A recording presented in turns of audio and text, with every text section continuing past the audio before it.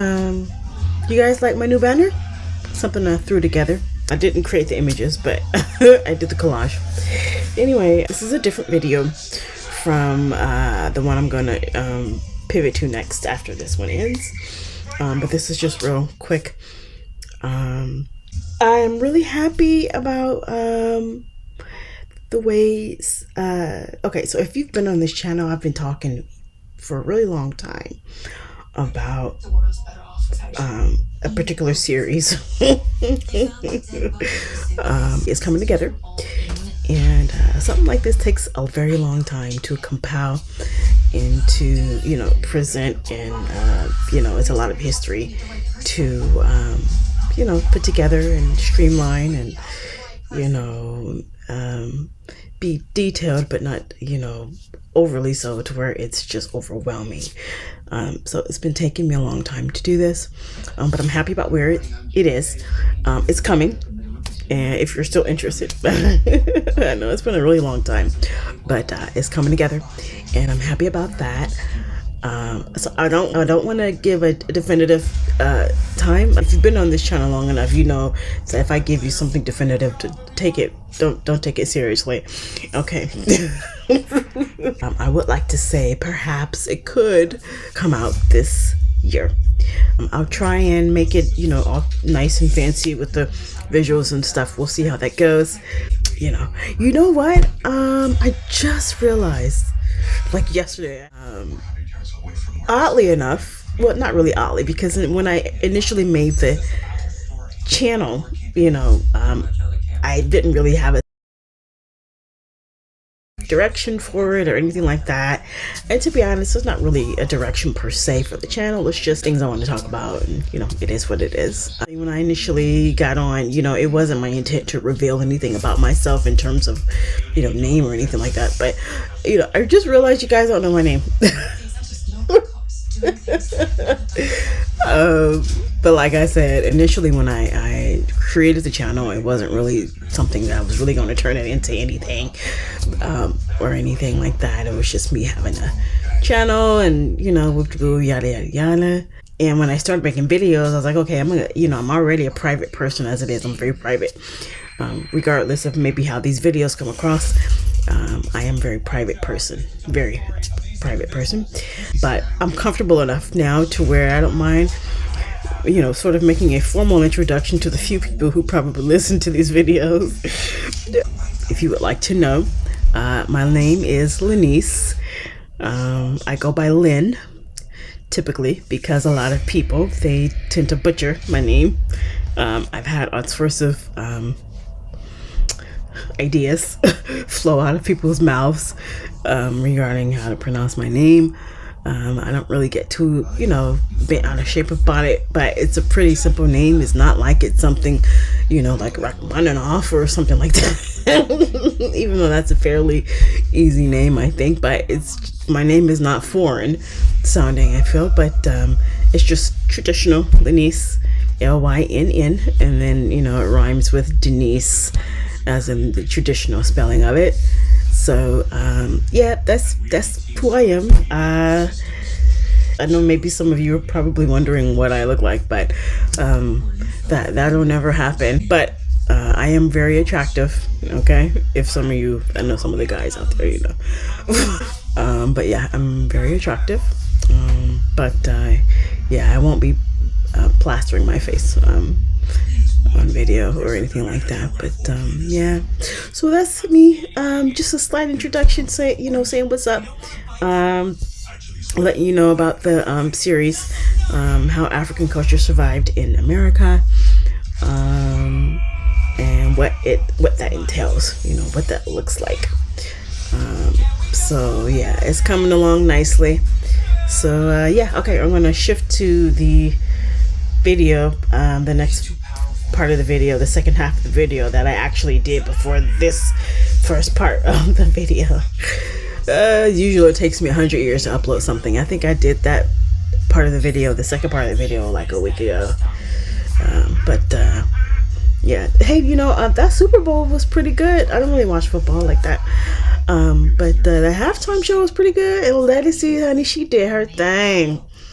She certainly did with that national anthem of ours. She did a beautiful job. That is the best rendition I have ever heard. And those babies did a really good job too. So that was really wonderful to see our national anthem like that. And Kendrick had a lot of really great symbolism and information in his performance. But yeah. All right, y'all. Take care. Sorry about the background. Bye.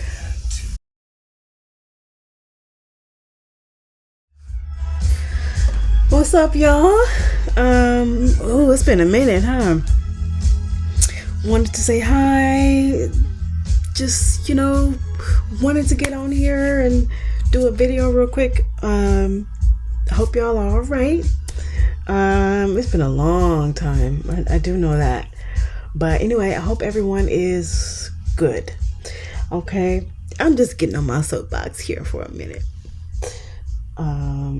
So I know everybody's probably hearing, obviously, about this whole thing with immigration and Trump and all this. Here's my take on that, right?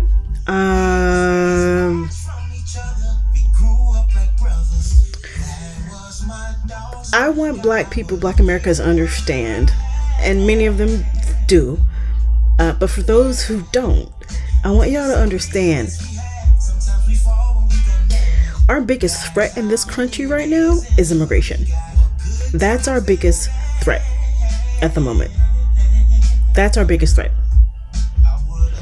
DEI and affirmative action initiatives, things like that, that's a non-issue. And I'll tell you why.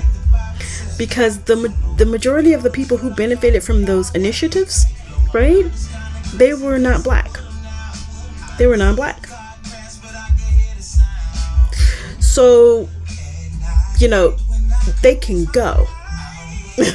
Okay?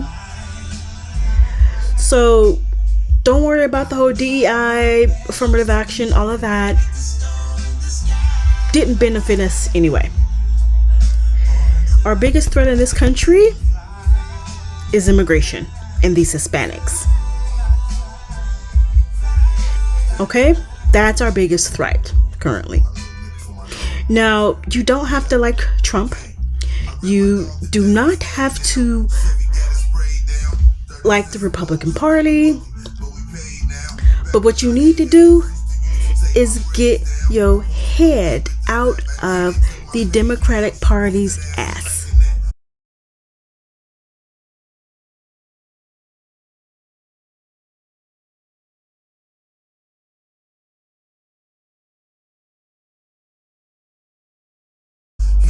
That's what you need to do. Now, you ain't got to put it up the Republicans' ass, but you definitely have to get your head straight. You need to understand that these political parties, they're two sides of the same coin when it comes to white supremacy. It does not matter which political party you go with. Hear me out, okay? The Democratic Party practices what's called benign neglect. Let me turn this down.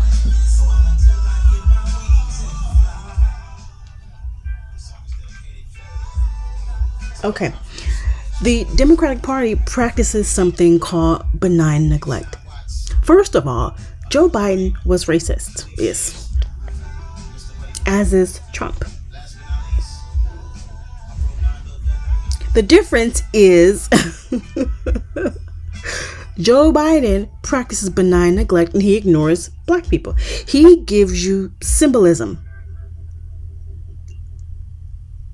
He puts on performance. He puts on a performance. Okay, yeah, we'll nationalize Juneteenth. But I'm not going to advocate or push Congress to give you an anti-lynching bill.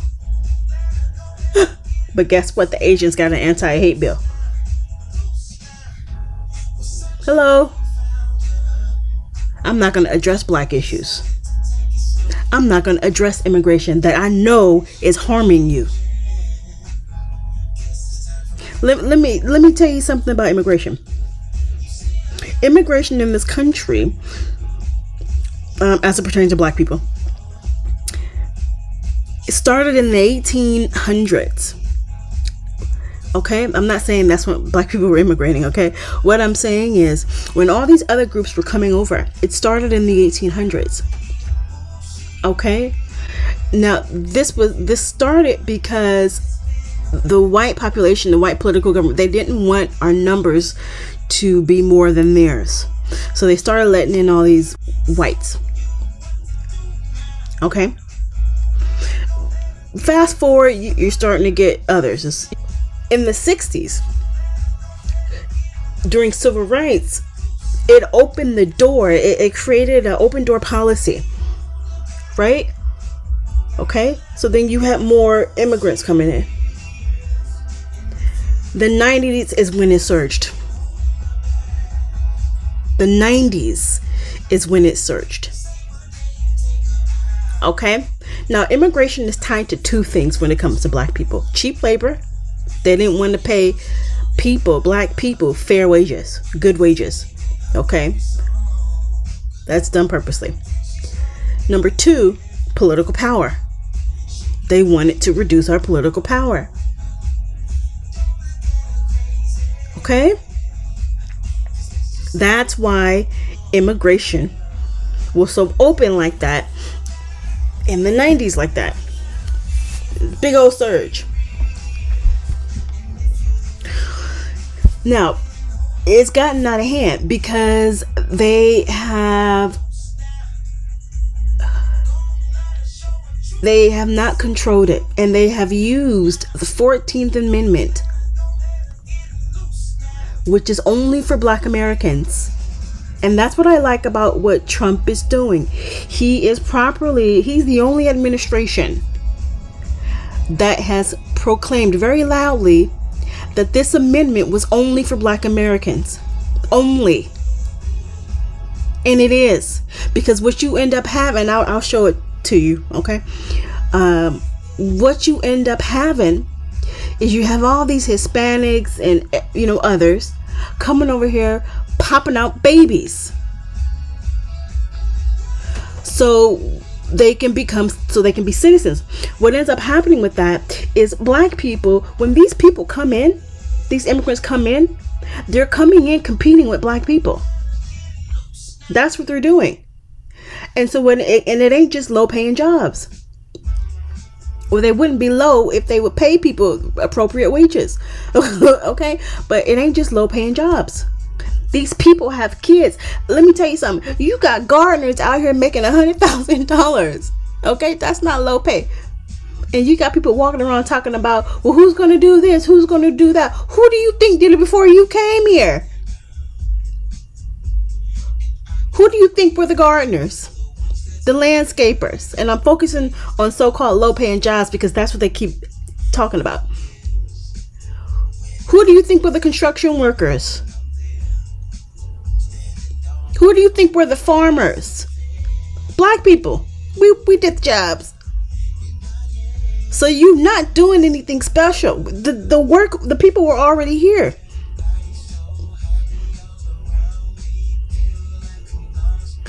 So what I like about what he's doing, I didn't vote for any sort of president. Okay, I didn't vote for Kamala and I didn't vote for Trump. I sat this one out. I usually sit out presidential elections because I think they're bullshit. Okay. The things I vote on are typically measures. Okay, because I know how politics works.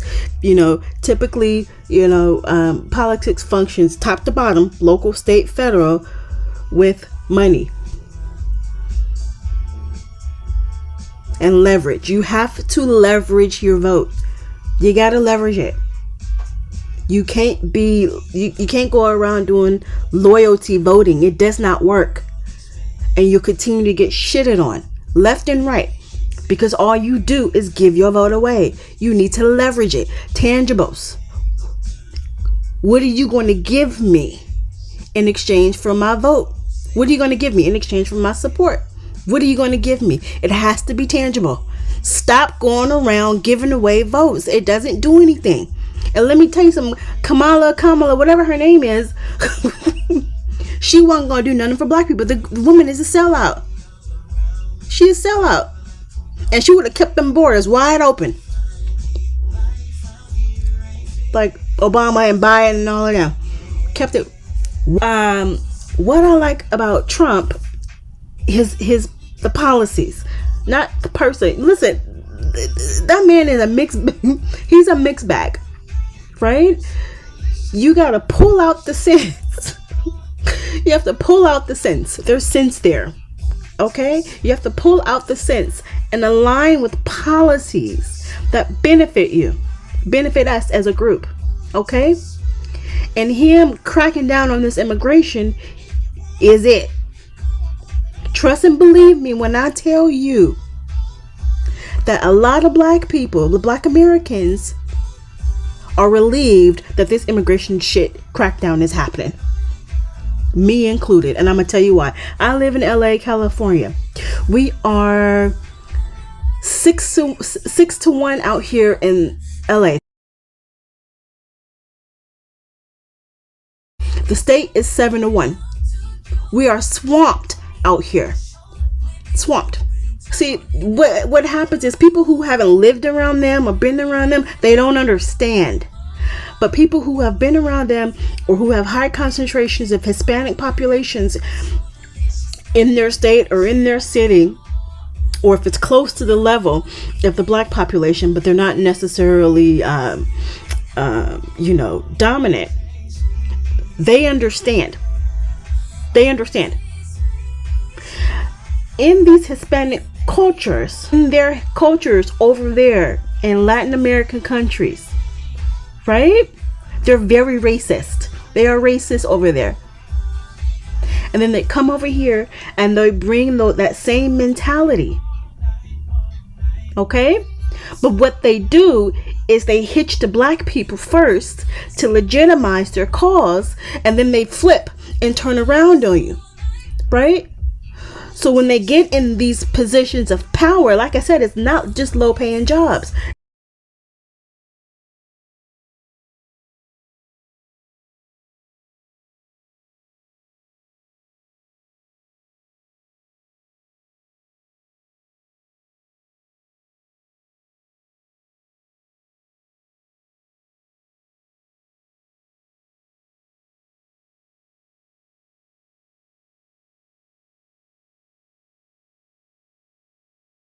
So when they get into those jobs, they ice black people out. They only hire their own. They push black people out. They commit crimes against black people. They vandalize black neighborhoods so they can get you to move. And their kids are incredibly racist to our children out here. They want you to cater to them. They suck up all the resources.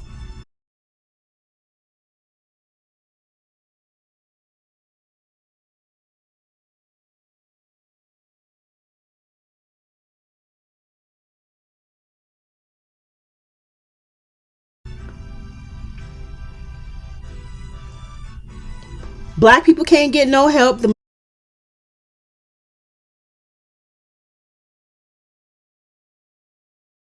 Now remember, California is like 5% black.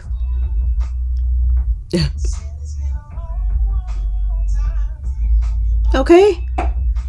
California is 5% black.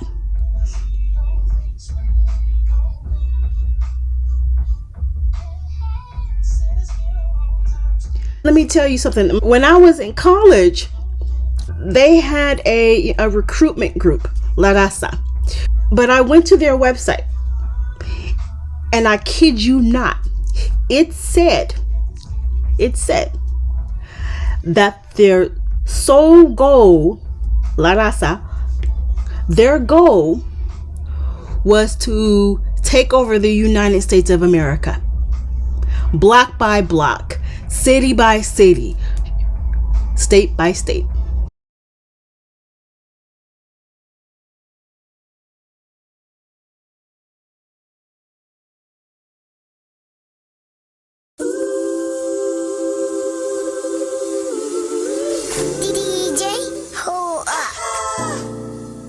Steady, are you ready? What's going on? Steady, are you ready? Are you ready? What's going on? Cold fresh air, feel the melody, it's in the air. I'm down, take a look around. What's going down? However do you want it? However do you need it? However do you want it? However do you need it? However do you want it? However do you need it? However do you want it? However do you need it? Steady, are you ready? Are you ready? What's going on? Steady, are you ready? Are you ready? What's going on? Tell me what's going on. Cold fresh air, feel the melody that's in the air. So good. I'm down, take a look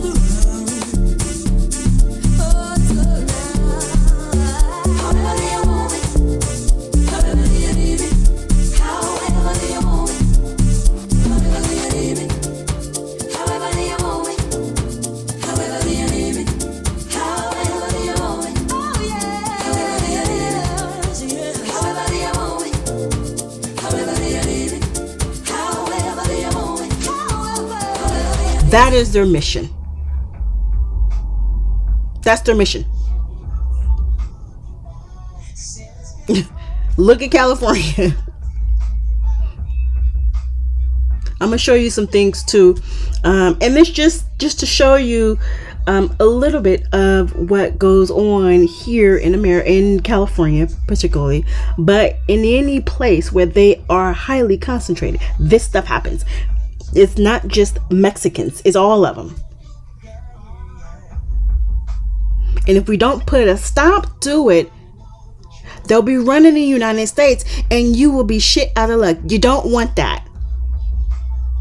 See, people think they might know Black Americans, but they don't. You don't know us. You don't know us. You don't. Y'all, we have to really understand we have unrealized power that is tied to the Constitution. Black people in this country, Black Americans in this country, right, are the most powerful group behind white Americans as it relates to the Constitution. We have constitutional power that none of these other groups have. These immigrants, they don't have it. We do. We are in a very unique position that they aren't. That's why they always hitch themselves to us. And they're mad at us. My mother was telling me that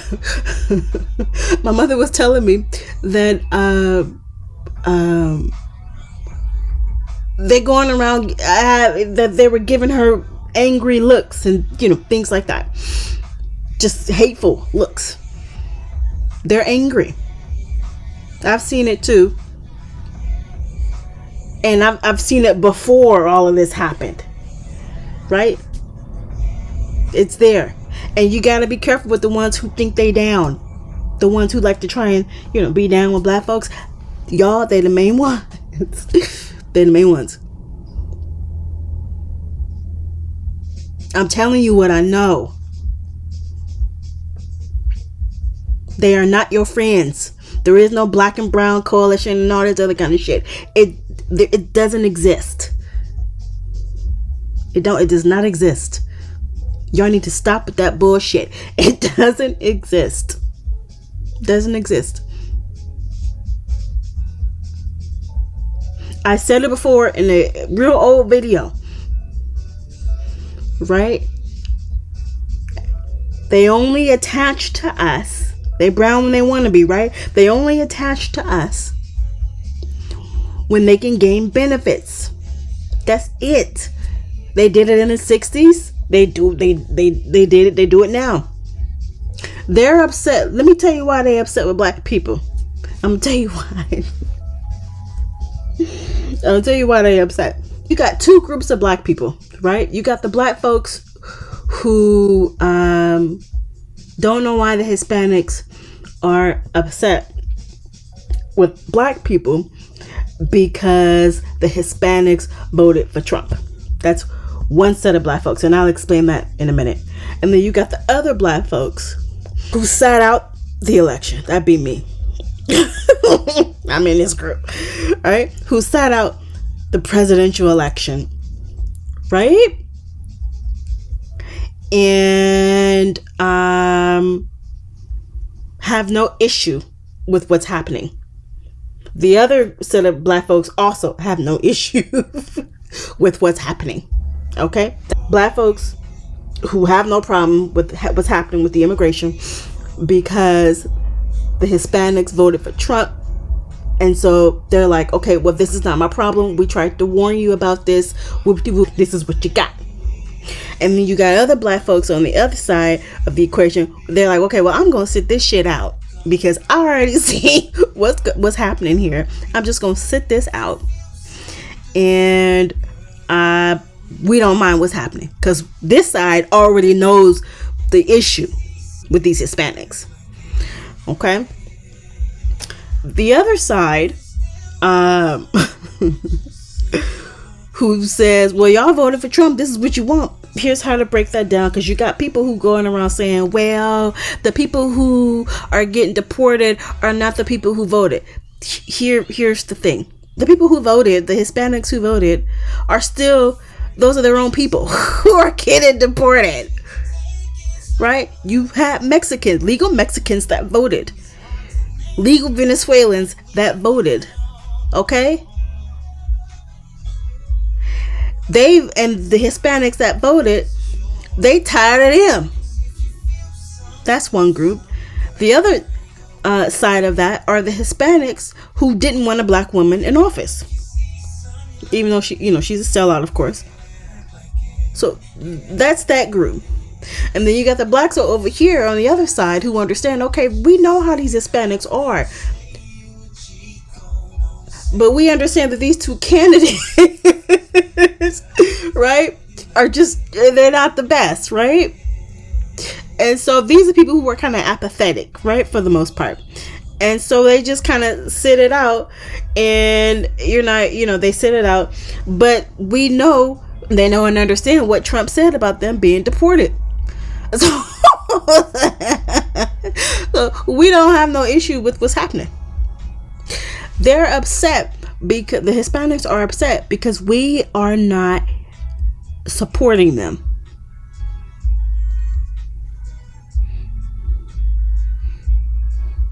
That's what it is.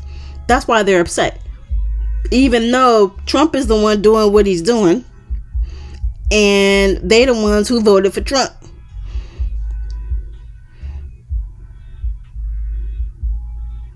Okay?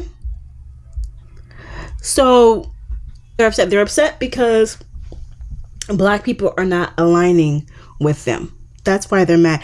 And they're mad because the free ride the free ride on black people's backs. We fed up. Fed up with them. Let me show you something. Let me see where it is here. All right, so this is the 14th Amendment. I'm not going to break this down, but I am going to read it in a way for you to understand who it actually applies to. Okay. All persons of African descent, born or naturalized, by law, which is what this amendment is, in the United States. And now the United States means two things, okay? The country or the federal government. In this instance here, it means the country, okay? So all persons of African descent, born or naturalized in this country, and who were under the authority of the federal government are citizens of the federal government. and of the state wherein they reside. No state shall make or enforce any law which shall abridge the privileges or immunities of African Americans of the United States. Nor shall any state deprive any person of African descent life, liberty, or property without due process of law, nor deny to any person of African descent within its jurisdiction the equal protection of the laws. Now, why doesn't this apply to white people?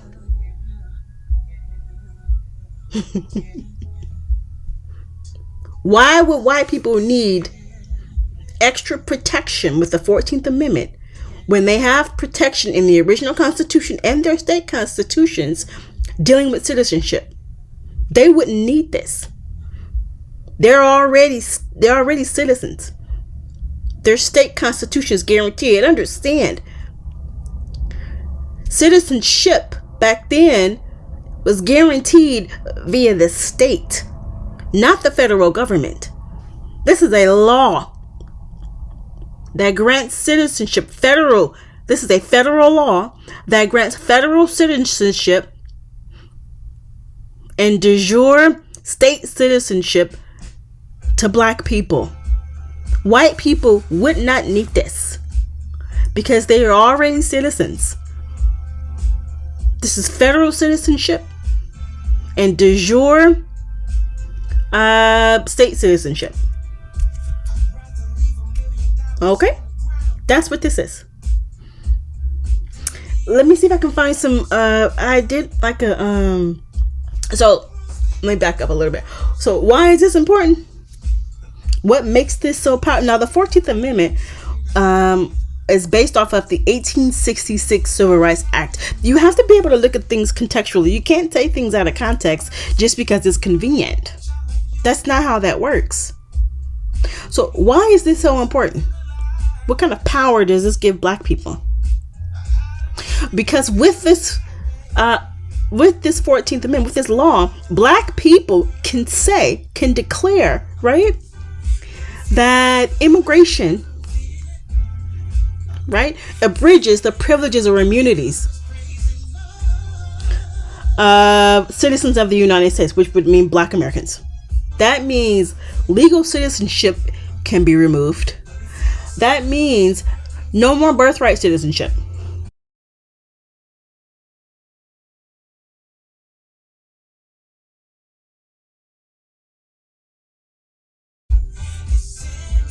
Because it doesn't apply to them. Now, obviously, we're not going to be that drastic to where people who did it the right way, in quotation marks. Obviously, we wouldn't take drastic measures like that to get them removed. But you could definitely create some specific legislation that benefits black people, particularly based upon this 14th Amendment. And you can certainly plug and stop birthright citizenship because this does not apply to them. Create separate legislation for people who are immigrants or who want to come to this country. Not attach it to the 14th Amendment. That's what they need to do. And to the brothers and sisters who come from the Caribbean and Africa, not too much Latin America. They usually kind of stay. You got some that come over, but they don't usually let in a lot of Afro-Latinos or Afro-Latinos. Afro-Latins. They don't usually let in a lot of Afro-Latins. Okay? But we're at a critical juncture here, Black Americans, and we have to start being a little more cutthroat and a little more self-preserving, because you have a lot of Black immigrants who come to this country. Not all of them, of course, but you have a lot of them who come to this country and they're rude and they're disrespectful to Black America, our history. They come over here with preconceived notions. They have a lot of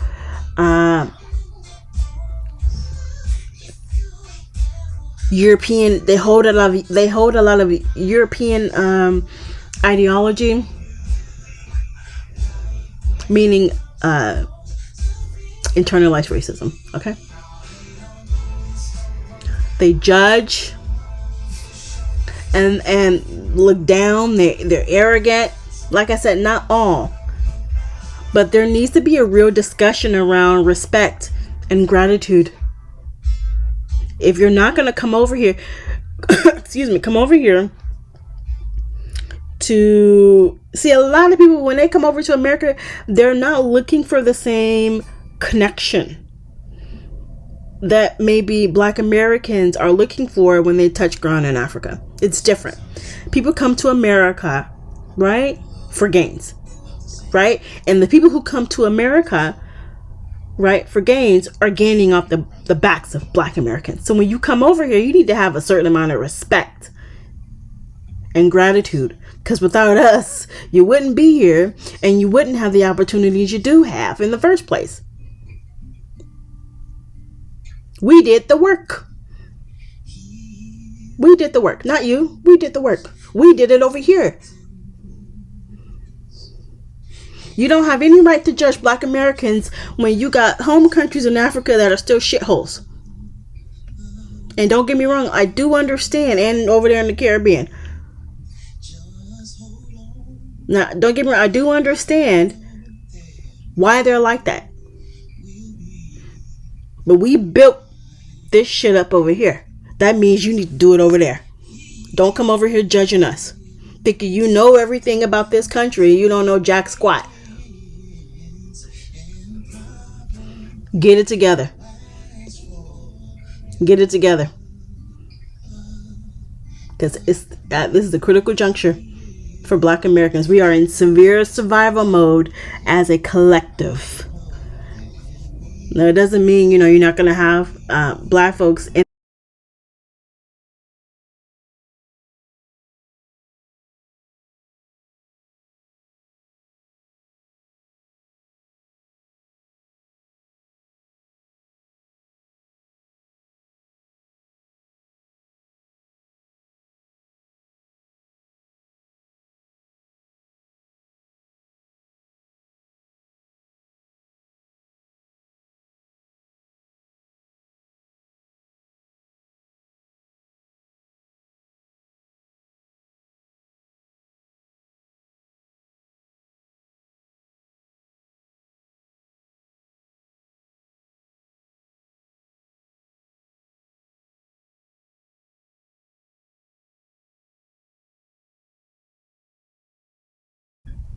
Okay. There was something I wanted to show you. I'm trying to remember what it was.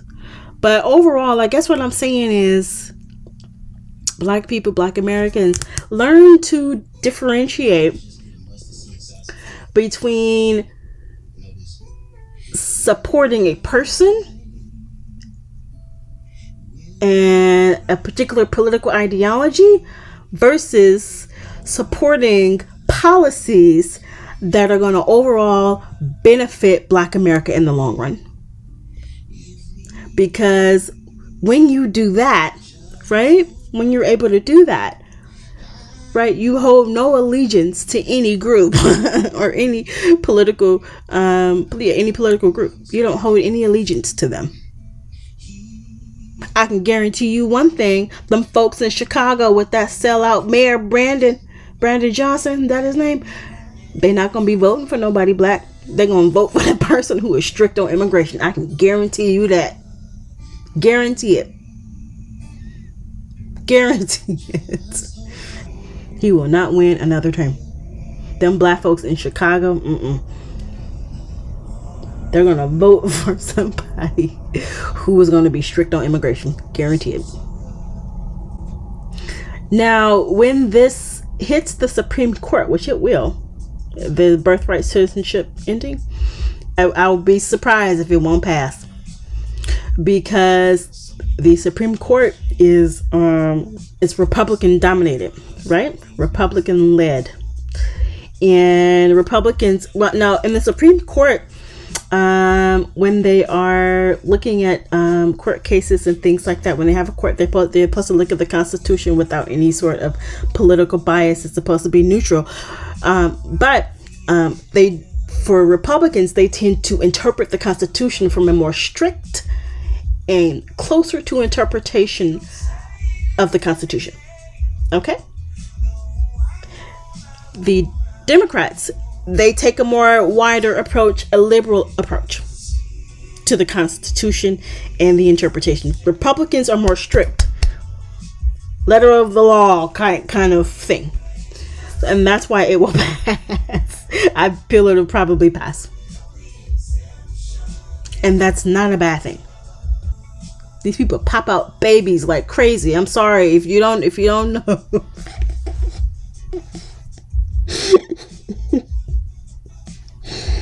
Oh, good, y'all. They be having like, oh gosh, they have a lot of kids. Okay, they have a lot. So, the later generations of the kids, I don't think they're popping them out like that. But the ones who come over fresh, they pop them out. Okay. Okay. But yeah, immigration currently is our biggest threat as Black Americans in this country. So learn to look at policy, not the person, not how you feel. Look at the policy and whether it's going to benefit Black Americans, and learn to leverage. I keep saying this, we have to learn to leverage. You can't just vote Democrat. You can't.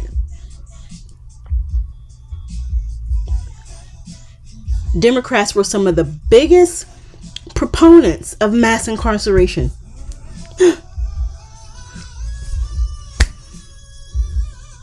You can't. Stop being so complacent and comfortable.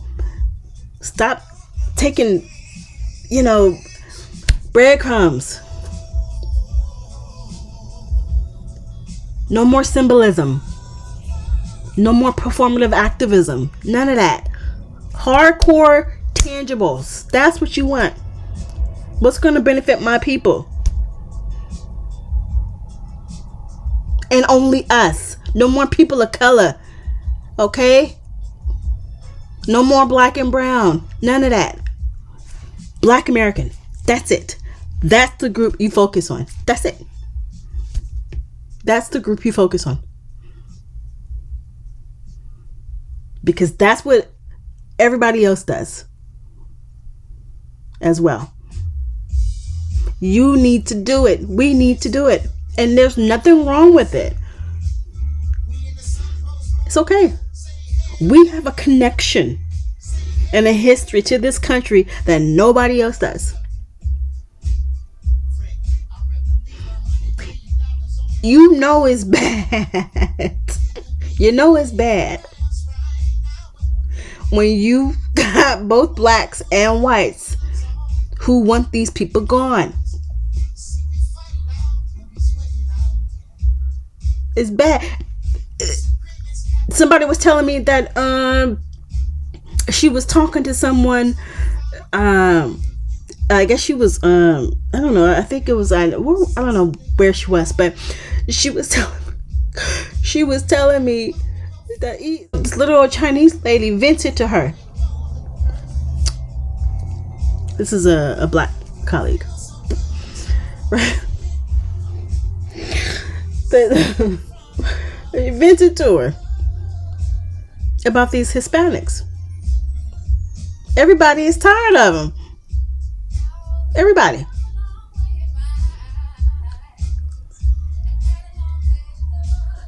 You got Chicago over there, them black folks over there in Chicago, giving them vouchers, almost $9,000 in vouchers.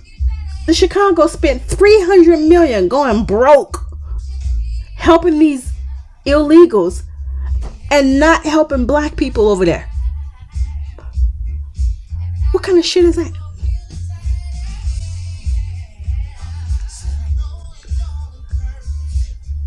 You go to Mexico, they're not going to do the things that America does. You think they're going to allow immigrants over there in Mexico to be put above Mexican citizens and to use laws and policies that are for Mexicans? No, they're not.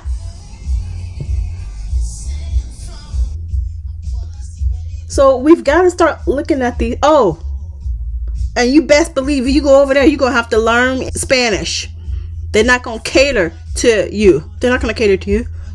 California, the official language is English. It's in the state constitution. The official language of California is English. But they don't enforce it. They cater to these people. It's like living in Mexico. I kid you not. I'm about to be out. I'm planning and I'm making my exit soon. I'm moving out the state of California, where they are not highly concentrated. I mean, it's ridiculous. So if you black, don't come out here. Do not come out here. Ain't nothing out here. Believe me when I tell you, there is nothing out here.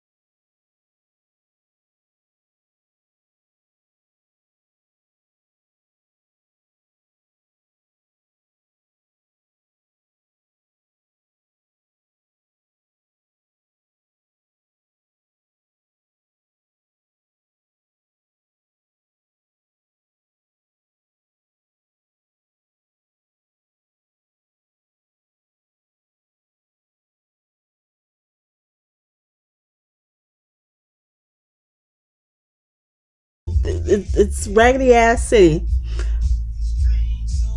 with pockets of wealth and a-okay decent areas, but for the most part it's a raggedy city, and the housing market is terrible. All right.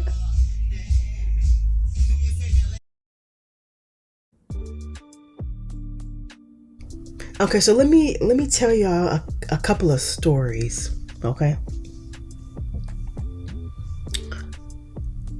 If you've never lived around them or you've never really been around them like that, okay?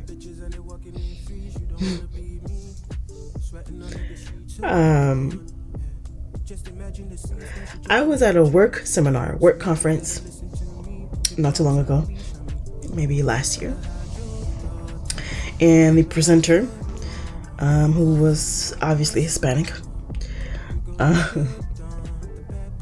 just to kind of, show you how they think, their mindset, right?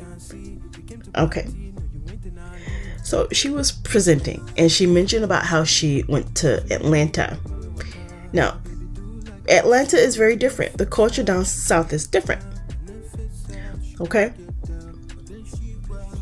It's not going to be the same as it is out here in California. Okay?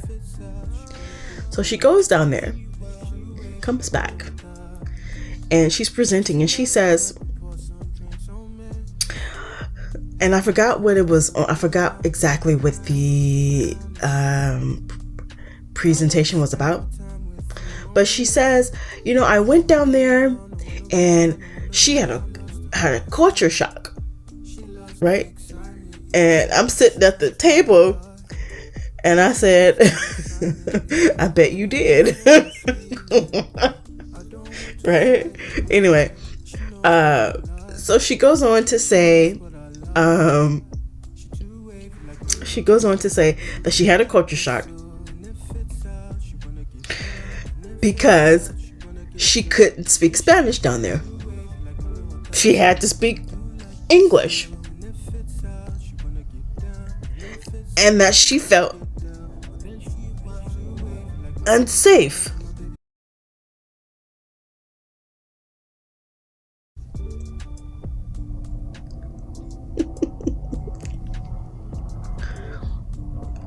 And I'm thinking to myself, this woman, but that's how they think. Number one, she probably had a culture shock because she had never been around so many black people. See, out here is nothing but Hispanics. Okay? Nothing but them. Okay? Whites, of course, white Americans. Right, but Hispanics out here, they outnumber them. And Asians, And so that that's just to show you their mindset. Right? Another story that I have. I was at work and I had a coworker. Now, you've got those kind of coworkers where people just like to vent and yap. Why she wanted to talk and vent to me, I don't know. Okay? But she's talking. Now, this woman is pasty white. She's Hispanic, a white Hispanic. Pasty white. She had to have been like at least 90% European. That woman had no indigenous blood. Right? That you could perceive. Nothing. Pasty white. Okay? So, but this just goes to show you how much they brainwash people. Mexicans. The culture. They brainwash them into believing certain things. She says, and I can't remember exactly what the conversation was about and how I got to the point that I got to that I'm going to share with you. Okay? So she says, us Native Americans, yada, yada, yada, yada, yada. And I looked at her.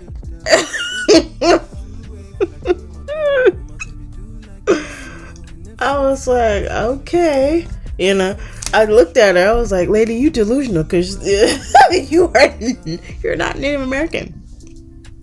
So anyway, I don't know how I got to this point, but they literally brainwashed their folks.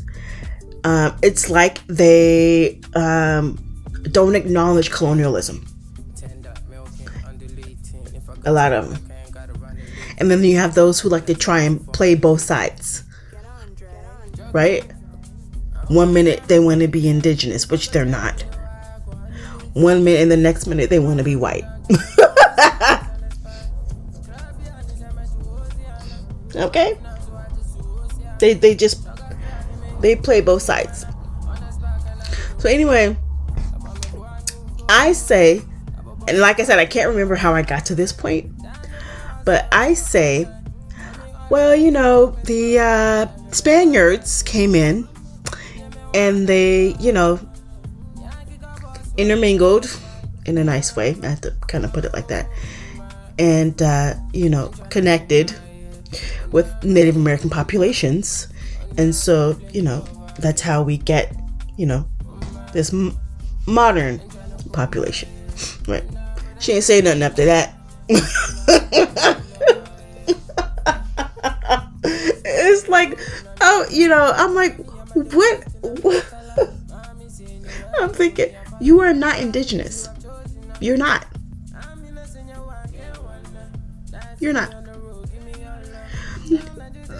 The only persons who are indigenous to this country would be Native Americans, for the most part. Native Americans do not have Latin American origins. That's not where they come from. They're not Hispanic. They have brainwashed some of them. Okay. So it's crazy, y'all. It is crazy. In Hispanic cultures, and depending upon where you're located or what language you speak, but whether it's Portuguese or Spanish, you're going to use different. It's going to be a different phrase or a different term, right? But it's still the same concept, right?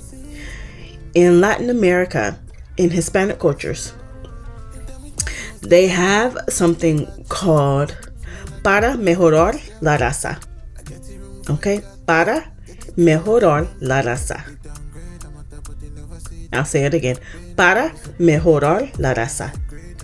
That means, for the most part, to better the race, to improve the race, for improving the race. Literally. Okay. That means to become whiter. Okay.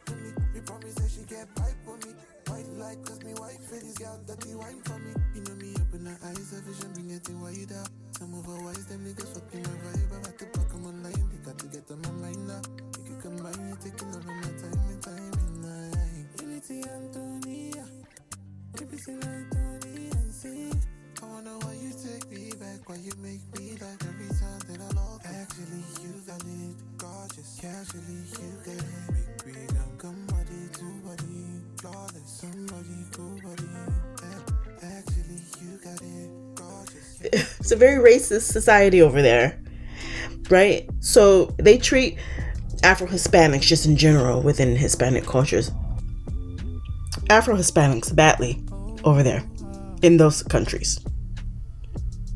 So they come over here with those same ideas, okay?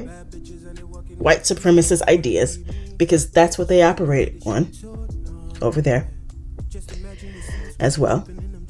Remember, colonialism, Spaniards, okay? They're white. Okay? So they come over here to America. And they have those attitudes, those practices. Okay? So over in Hispanic countries, they have their colorism is called pigmentocracy. Okay, that's a term that has become known in America. It's the same, it's the same thing as colorism out here. Okay. So, and you got a lot of black people out there, I feel, who are worried about the wrong things. Wrong things. Okay? Wrong things. Stop worrying about DEI. I'm sorry. Stop worrying about CRT being removed from the curriculum. They have always whitewashed. Nothing new. And in fact, CRT as a course was not taught in K through 12. It wasn't even being taught. Right? What may have been kind of lightly touched upon, possibly with maybe some teachers, maybe in high school, would have been maybe some very light core concepts. And I do mean very light because it's a college course and it's an advanced course. Okay. My point is that they have always whitewashed. It's just this whitewashing is more of a conservative bend. Okay? We've always had to combat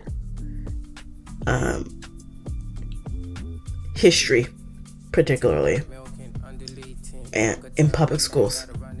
Okay? We've always had to provide some sort of supplemental education at home for our kids regarding Black history. Right? There was never any mention about really any sort of in-depth understanding of the country's foundation, right? You're not going to hear them talk about Thomas Jefferson and the Constitution and how he wanted to create domestic trading of Africans because the Constitution stipulated that in 1808 you couldn't import any more Africans. So you're not going to hear him, you're not going to hear about how he offered Napoleon Bonaparte about $15 million for the Louisiana Territory so that he could expand, acquire more land to create a domestic trade of Africans. How are you increasing the population? Breeding farms. You're not going to hear that. Not going to hear it. So so it's important that you don't rely on the American public education system to teach your children, our children, what needs to be taught regarding the history of this country. Not going to happen. Never has happened. Because they don't like accountability. These kids don't know jack squat. They're already brainwashed. They're already brainwashed. The damage has already been done. It's already been done. It's just this kicks it up a notch. Damage has already been done. I mean, don't get me wrong. You probably got some kids out there who, who know some things. But for the most part, these kids toe up from the flow up, as we used to say back in the day. Okay. So, and by the way, executive orders can be undone. Okay. They can be undone. The next administration can undo something. Okay? they can undo it. Unless, of course, there's some kind of court ruling, then it's different. But executive orders can be undone, or they can not be undone. Just depends on, you know, the administration. Now, when it comes to the birthright citizenship, that's going to reach Supreme Court. That's going to pass. I don't mind that passes. Because if we don't get this immigration under control, the shit you worried about is not going to matter. It ain't going to matter. Won't matter. You do not want immigrants running this country. You really be shit out of luck then. You don't want that. What they need to do is pass the birthright citizenship in the Supreme Court. They need to end that, because the 14th Amendment, 13th, 14th, and 15th Amendments were not for anyone else except Black Americans. They need to have special legislation for immigrants. And we need to be able to restrict the amount of visas. It's important. That's really all I want to say about that. You know, you got to understand,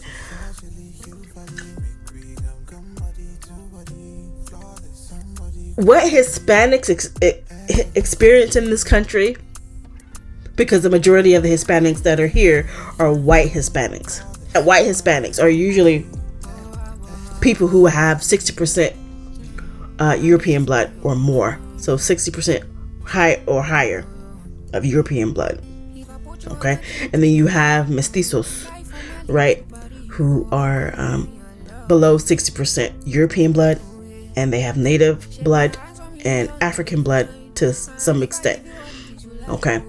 Not all mestizos will have African blood, but a sizable portion will. And then you have Afro-Mexicans. They didn't even recognize Afro-Mexicans until 2020. Now, they've been there since the 15th century. That tells you a lot right there. I mean, that tells you all you need to know. They did not officially recognize Afro-Mexicanos, Mexicanos negras, or negros until 2020. In Spanish, the adjective is after the noun. So I'm just saying, that's who we dealing with. You ask any Afro-Hispanic, they will tell you how racist they are. Just saying. So they gotta go. They wreak havoc on Black America in a number of ways. They got to go. They get free daycare, and when they get the daycare, they prioritize their own people, their own children, instead of making it fair, right? So Black children, come last. They prioritize their children so that they can take up the spots.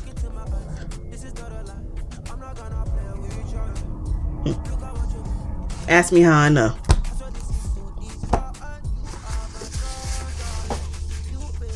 So,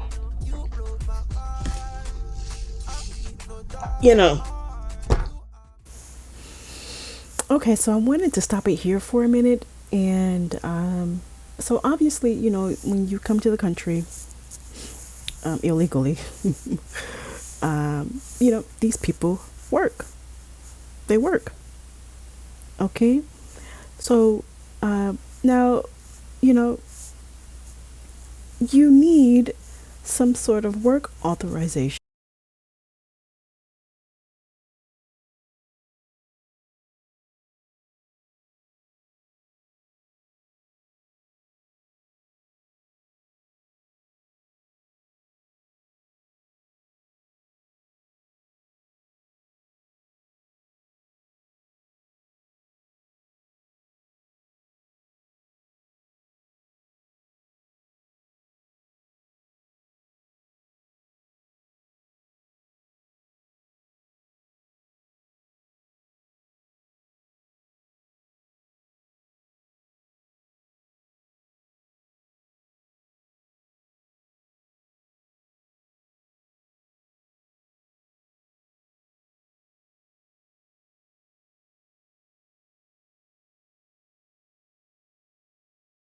Obviously, when you come to the country illegally,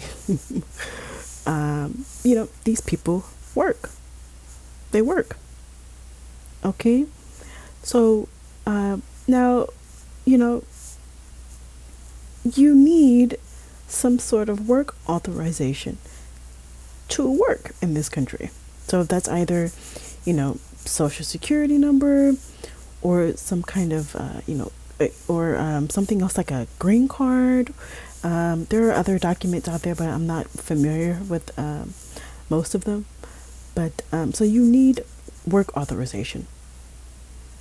So if it's not known to people out there, because you got these people going around talking about, oh yeah, they pay taxes, boop de boo, yada yada yada. Okay, and they do. Federal, state, local, right?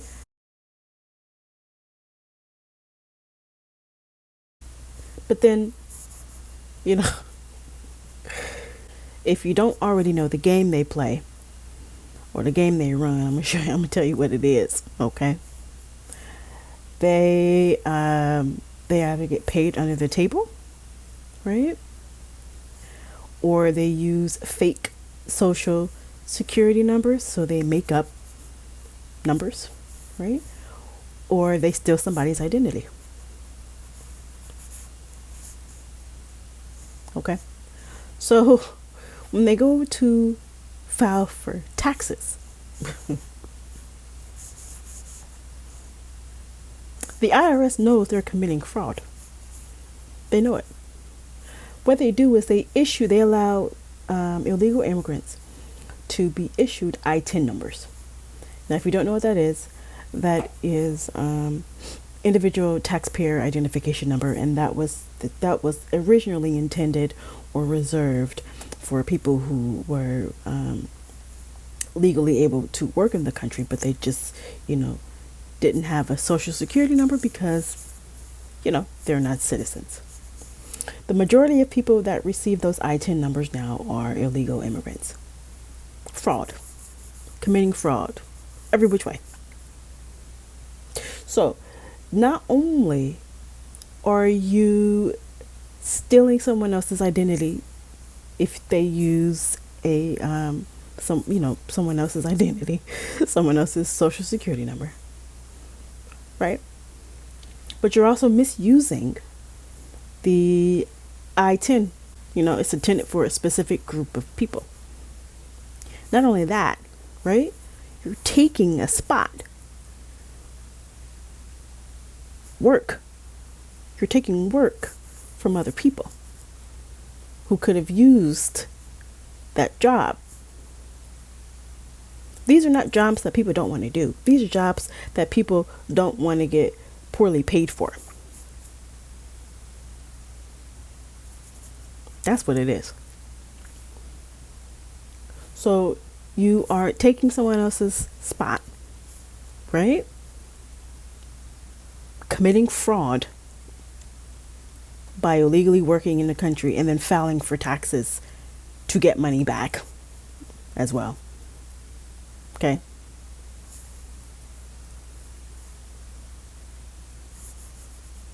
And then all that money gets mixed up and then funneled back into federally funded monies, right? that's just how I feel about it. You know, they need to do something about illegals. They need to get it under control. It's gotten way out of hand. It's ridiculous. So, somebody's getting it done. And that's all that matters. Oh, yeah, black people look at us and say, damn, why is Chico driving that truck? Why is Amigo having that bad car? You know how that is? Stick together. Maybe in the beginning when y'all come over here and caravans, y'all stick together. But other than that, the 62% that voted for Trump says different. Mind you, there's over 20 million mixed status Latino and Hispanic families out here. And I really feel like they only voted for Trump because they got Stockholm syndrome. But anyway, aside from that, I know how they get their money, right? I grew up in Southern California, and anywhere from Los Angeles County to San Bernardino County, maybe not San Bernardino, the city itself, because they struggling out there, you'll see nothing but street vendors. And all that money is under the table, untaxed. So these same people will turn around, you'll see these same people at the county building applying for benefits. So they're getting money that's under the table, they're getting the benefits, and then 9 times out of 10, they have low income housing. So anybody in those positions, whether you have unity or not, you're going to stack bread. You're going to stack money.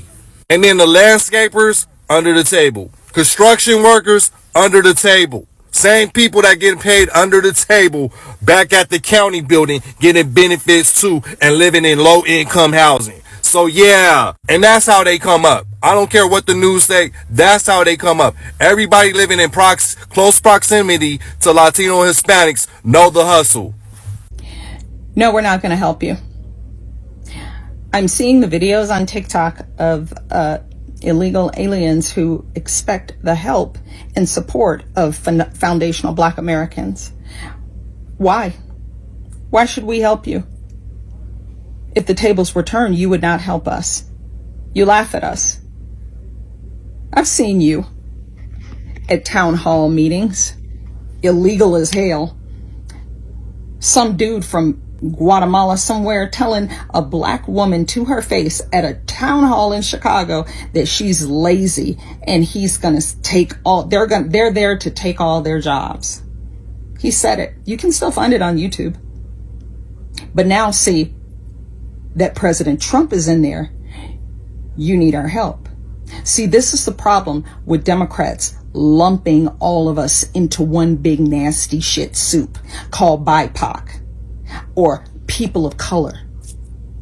We're not all the same. This is the problem. And this is what happens.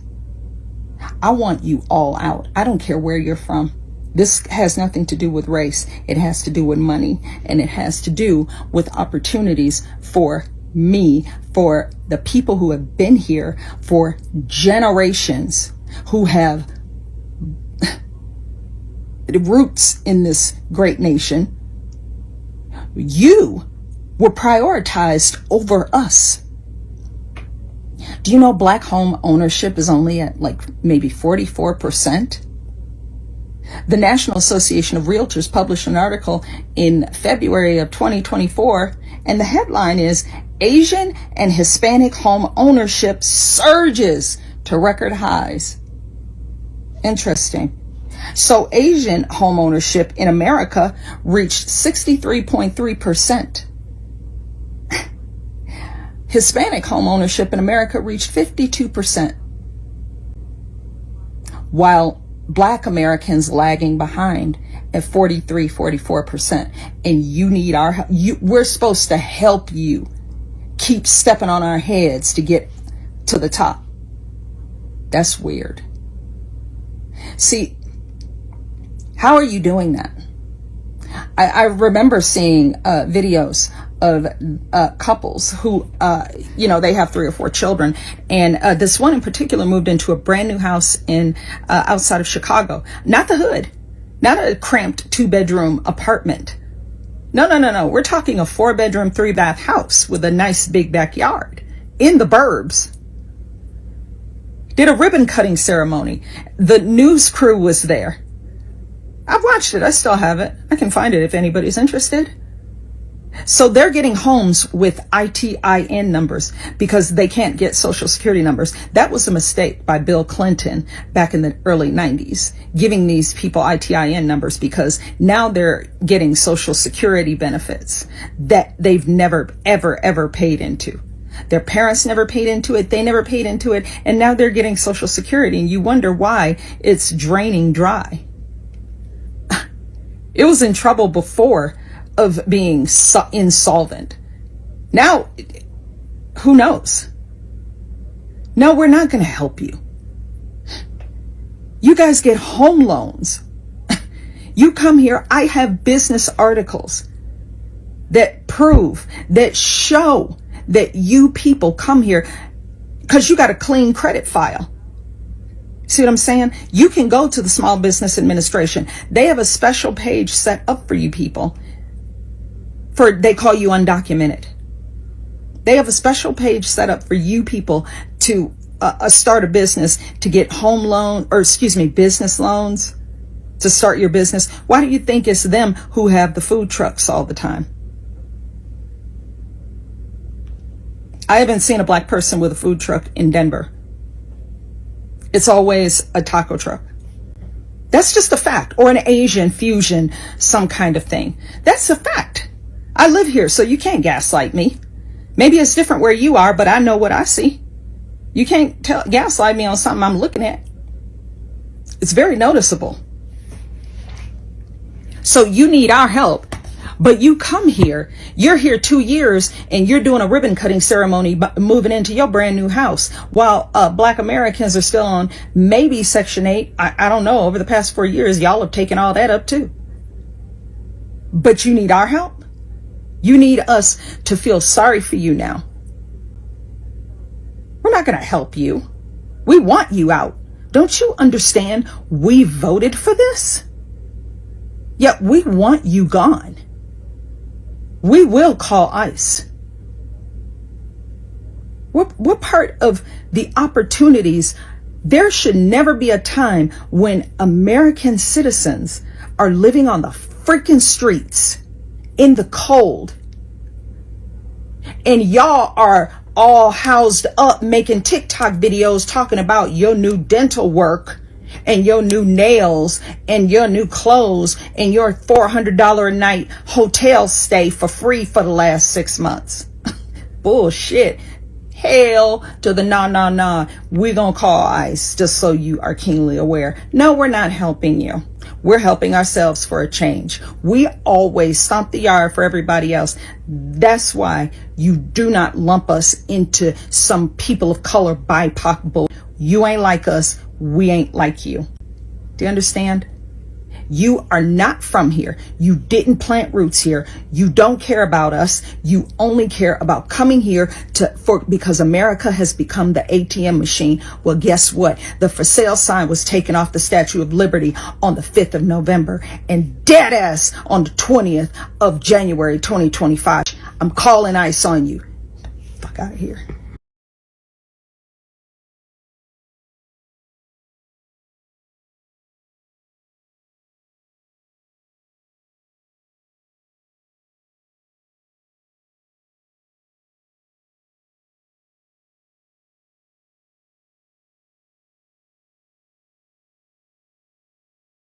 If you're watching this video right now and you're black, I want you to take a moment and watch this video all the way through. Anyone else, you can watch as well, but specifically this is for my black community.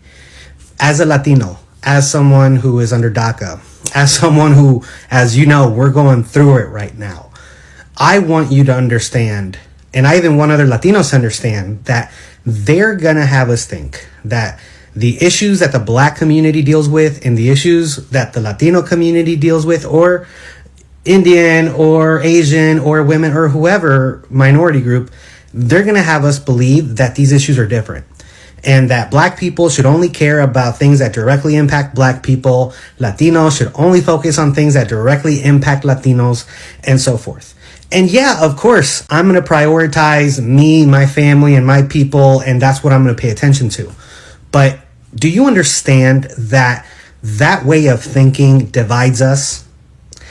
It puts us in a position where a small number of Latinos, and we're not small, but a smaller number of people can put pressure on our government, on those people who are not misrepresenting us and taking advantage of us. They're making us weaker in order to be able to put pressure on them. Same way as when the black community has to deal with a load of crap, because only black people for the most part are worried about those issues, the numbers just divide us up. Do you know what would happen if we had the black community rocking with us, protesting with us the way that we saw in LA yesterday? Can you imagine what those numbers would be? Can you imagine what would happen if Latinos came together and were out there protesting with the black community when it comes to those black issues? What we have to understand is that when one group of us is oppressed, that harms all of us. All of us. And by dividing up ourselves, the issues we pay attention to, into these little buckets, they make it to where our numbers are not as strong as if we were all united. So I think it's important to say, because the Latino issues that you're seeing right now, all of this crap that you're hearing, it's not a Latino issue, and you don't have to worry about it as a black person. It's going to affect you too. The same tactics they're using on us, they're going to use on you. And the same ones they're using on you, they're going to use on us. So what would happen if, instead of saying, oh, that's not my problem, or no, women problems are women's problems, it's not me as a man, if we all came together and said, there is one group of people at the top, and they are systematically trying to tear us apart, trying to take away our power, trying to take away our rights and give themselves more power, more money, whatever it is. If we just all focused on the problem and attack the problem together, if we addressed them, if we went to if we got engaged in our politics, if we protested peacefully, if we did what we had to do to apply pressure to the government together, to those who try and oppress us together, do you know the amazing things we could do? So my question is, how do we come together and how do we support one another? How do we get our numbers up so high to the point where we can't be ignored anymore? I think that we have to come together and we have to show each other support, because it's going to raise all ships. It's going to make us all be so much better off. But we have to work together. And I know, maybe same as Latinos, the black community has a hard time organizing themselves as well, but it's in our best interest to come together and support one another, because these issues affect all of us. And when one group of people gets justice, it's easier for the other group and the other group and the other group. So let's stop dividing ourselves and let's unite and let's see how we can support each other, because that's the only way we're going to rise up.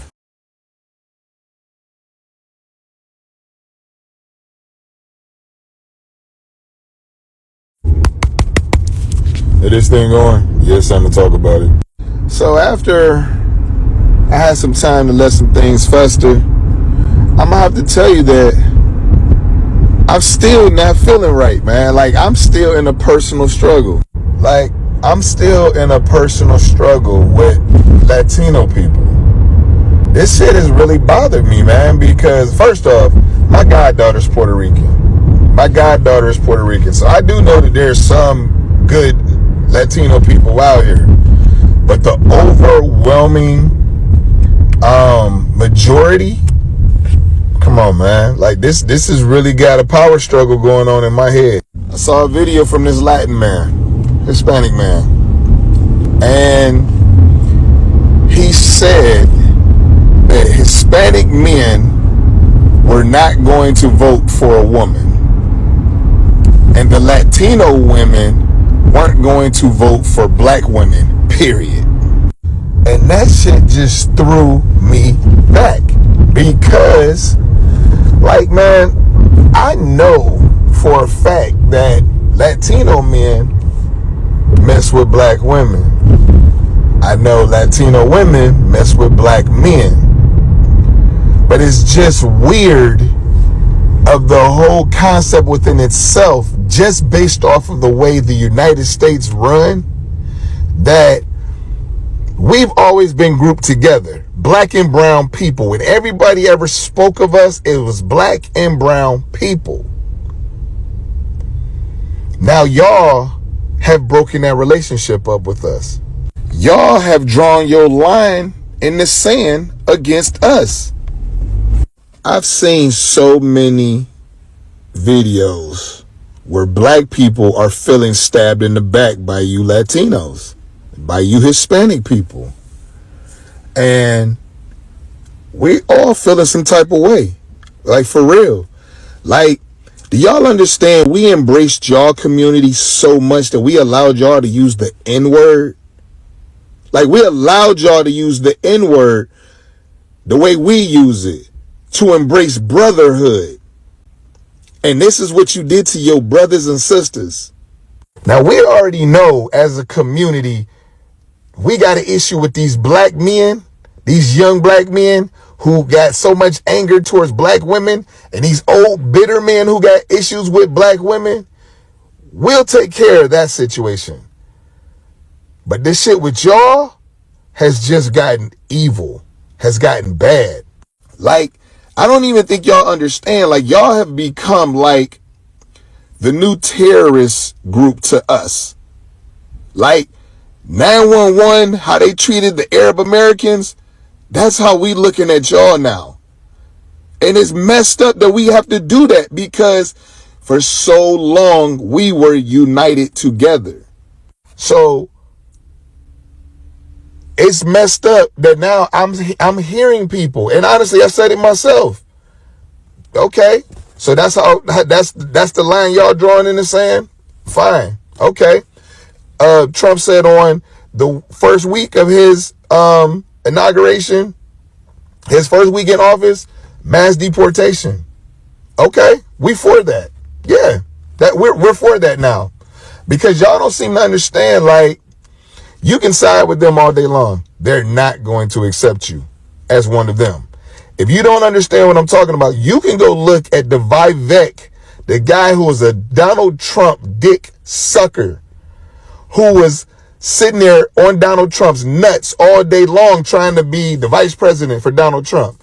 He did an interview. I don't remember what one lady it was, but you can look it up on TikTok and just put in Vivek gets disrespected by white Republican woman, and see that they told him to his face, yeah, we appreciate everything you do for us, but we will never vote for you. We will never treat you like one of us. And his dumb ass sat there and still took it and was like, yeah, I'm a Republican. Like, they told you to your face that they don't like you. They have been using you guys as the scapegoat to win this election for the longest time, talking about getting rid of Hispanic people for the longest time. Now black people are like, yep, go ahead and get rid of their asses. Y'all did that. Y'all created that problem. Nobody else to blame but yourself and your stupidity, hoping that you was going to be on the whitest right side, knowing that they done told you to your face many a times that they cannot stand your ass.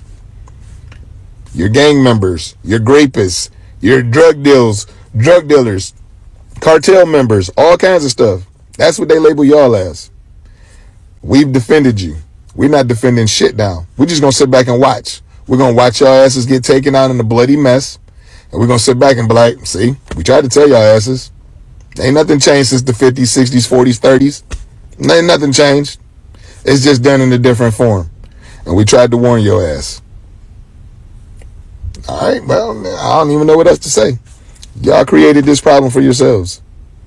So don't expect black people to come rescue anything for anybody. We're damaged right now. We're hurt. We're damaged goods right now. We got to heal ourselves before we can worry about helping anybody else. We just got to them facts.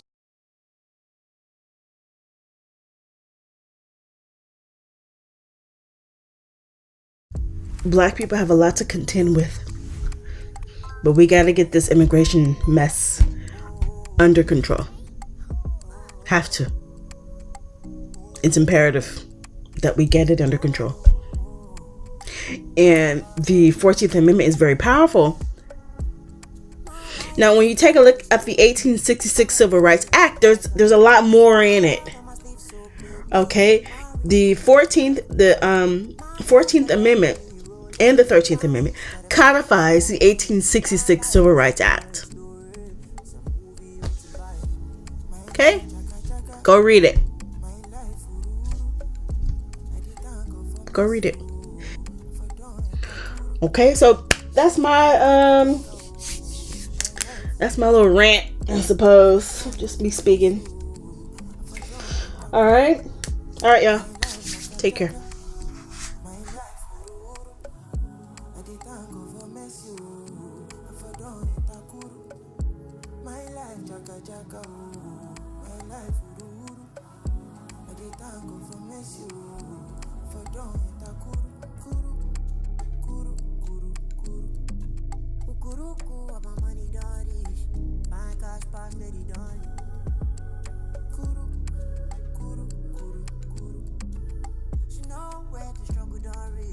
Start to do for her fans only. This pain in my head 365 days. So Jama no look sideways. So Jama no look my age. That's great. So Jama no green my grades. Mommy what that right and late. So Jama no rehydrate. My life is a different story. It's a movie written by God. My heart on my sleeve, so baby. My wrist gon' open up blood. My dice got heavily rolling. My six got a perfect landing. My life is a different story. It's a movie written by my life, chaka chaka. My life, ururu. I did thank God for mercy, for doing takuru. My life, chaka chaka, my life, ururu. I did thank God for mercy, for doing takuru.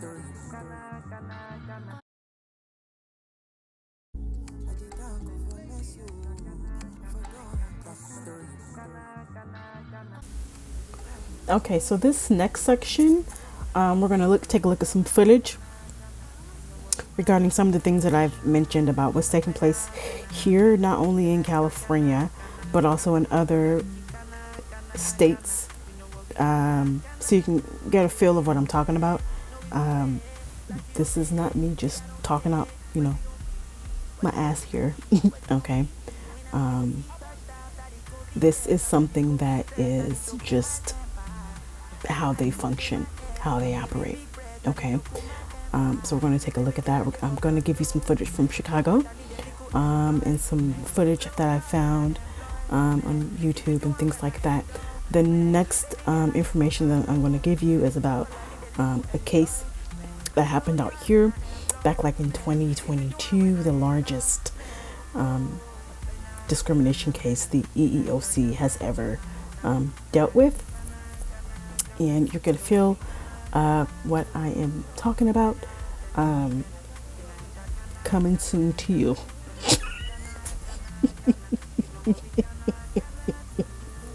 Now, if you live in Texas, you have already felt this. You know this. Okay. If you live in Texas, you're already experiencing this if you're black. Okay. You're already experiencing it. If you live in North Carolina, you are experiencing it. I was thinking about moving to North Carolina, and I took one look. I took one look at the racial demographics, and I said, nope. Because in North Carolina, the population is now 18% to black people is 12%. I said, hell no, not doing it. Anyway, if you're in North Carolina, you are feeling it. If you are in Georgia, you will probably be feeling it soon. Okay. What's another state? They're now hitting Alabama, Mississippi. Where do they always land? I said this before. They always land in black areas. Always. And when they do good, when they start doing good, they still go to black areas. Okay? So whether they're not doing well, they go to black areas. When they are doing well, they go to black areas. Okay? They always land in black areas. Always. Anyway, now they're hitting the deep south. And if you know this deep south, Mississippi, Alabama. I was looking at Mississippi. Mississippi has this bill. It's based off the 13th Amendment, okay? If you know what the 13th Amendment is, then you know what it is. But if you don't, it's where they transferred slavery, right, into the penal system. That's all it is. That's all the 13th Amendment is, okay? They transferred slavery to the penal system. That's it. So if you commit a crime, right, you are allowed to be re-enslaved. That is the 13th Amendment. Okay, so the Mississippi has a bill, which I think is pretty harsh, but I also think it's counterproductive. But if you understand the 13th Amendment, then you understand why it makes sense in terms of maybe business wise, but not necessarily for the people. Okay, because you have a lot of prisoners who do work. They work for corporations, getting paid pretty much nothing. Okay, because it wouldn't make sense to. Okay, so the bill is Mississippi 1484, I think HR 1444, something like that. And the bill is basically, if you come over here, if you come to Mississippi illegally and you stay, right, you're going to be imprisoned for the rest of your life. Now, that's harsh, right? Just send them back. But the goal here, because when you look at the prison system, the taxpayers have to take up the costs of housing the prisoners and things like that. Well, taxpayers do not want to be responsible for any sort of illegal immigrant. But Mississippi is using the 13th Amendment to create a new bill. That way they can have more cheap labor. Okay? So that's counterproductive to what people actually want. I don't think that's going to pass, but I just kind of wanted to show you how those states function. You won't ever catch me in Mississippi or Alabama or any places like that. But for the black people that are there, I don't know for sure what the population size is for the Hispanics there. I would have to check, but I don't know. I don't know what it is, but let me check. Oh, because I want to see. 1 second, you guys, because I want to see what it is. Okay, so let me see what the population is for when it's close like that. No, absolutely not. I need to move to a place where they are relatively low in numbers. All right, I already have a few states that I'm looking at. I have my eye on one state in particular that I like so far, thus far. So we'll see. All right, so let's move into the article here. Go ahead and pause it if you need to. But we'll take a look at this article, or you'll take a look at the article, and then I'll move into some video footage. Okay? All right.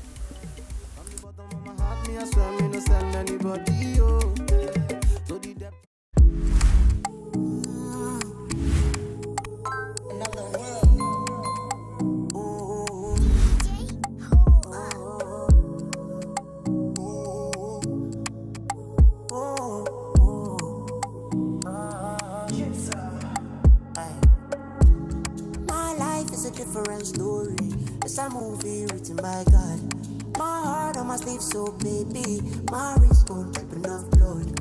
My dice got heavily rolling. My six got a perfect lining. My life is a different story. It's a movie written by my life, chaka chaka. My life, ururu. I did thank God for mercy, oh. For don't takuru. My life, chaka chaka, oh. My life, ururu. I did thank God for mercy, oh. For don't takuru. My life, chaka chaka. My life, ururu. I did thank God for mercy, oh. For don't takuru. My life, chaka chaka, oh. My life, ururu. miss you. For don't enter kuru, kuru, kuru, kuru. Ukuruku, what my money done is. My cash pass, lady done. Kuru, kuru, kuru, kuru. She know where the struggle don't reach. She can't start to do for her fans only. This way, in my head, 365 days. So Jama no look sideways. So Jama no look my age. That's great.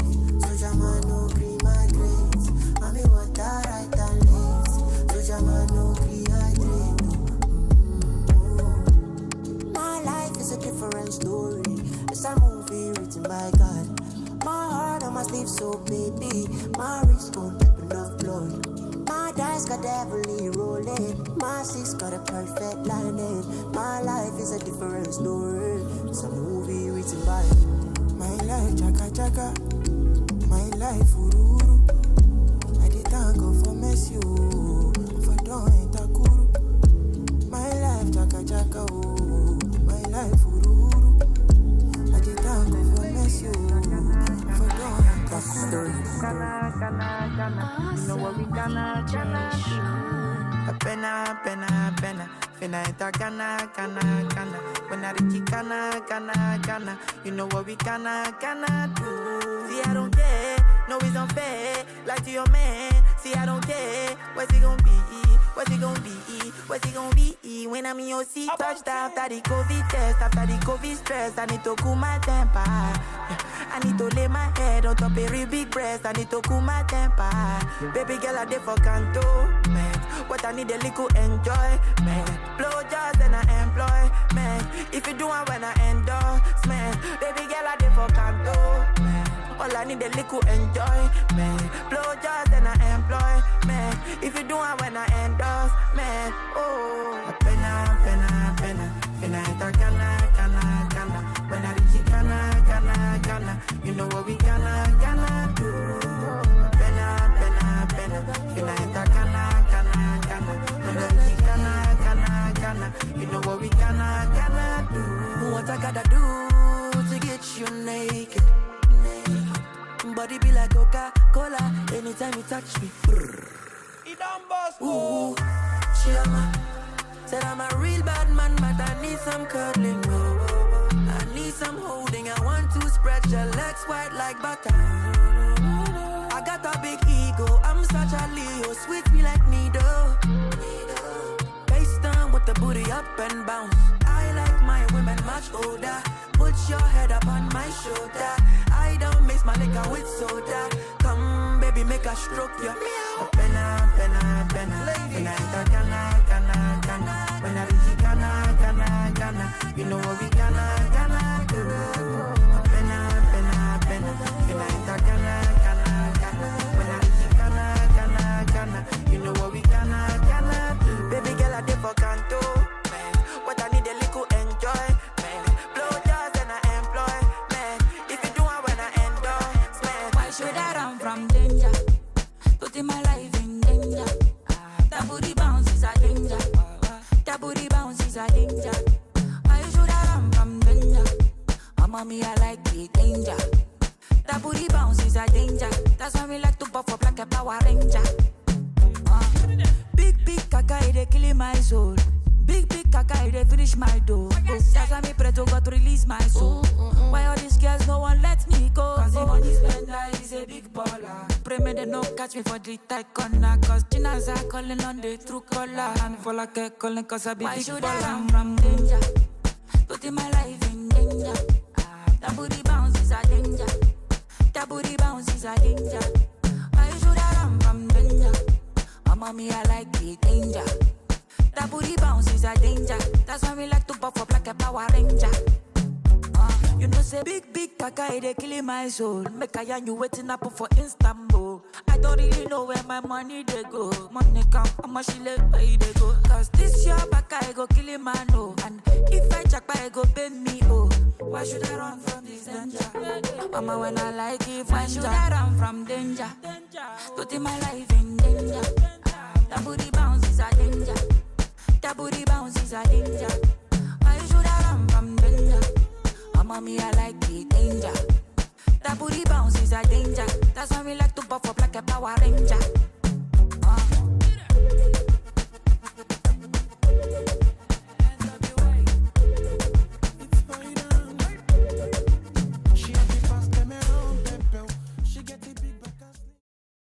Yes, I serve on the board with Kathleen on BEAR, but I'm also the Director of Membership Development for Project 21 Black Leadership Network. And I think that's important to understand. We are a center-right organization. So I'm saying this to say that the majority of the people that actually call or I come in contact with usually are center-right. Something has changed. I get more phone calls from elite Black liberals than I do from conservatives or people who lean conservative that are Black. And what has changed over the last 2.5, 3 years? Illegal immigration. I get phone calls at 11 o'clock in the morning from pastors, from leaders of NGOs, from community leaders, asking for my help that would never have the same policy and believe in the same policy issues that I do. But they're asking for help because for the first time, the straw that broke the camel's back is mass illegal immigration in Black communities. I have a large network in Chicago of Black pastors who called and said, can you help us? There's reality and there's perception. And we need to not understand how powerful perception is. Here's the perception of African American males. They think that mass immigration of illegal immigrants in their community is so that they can swap out Black people for brown.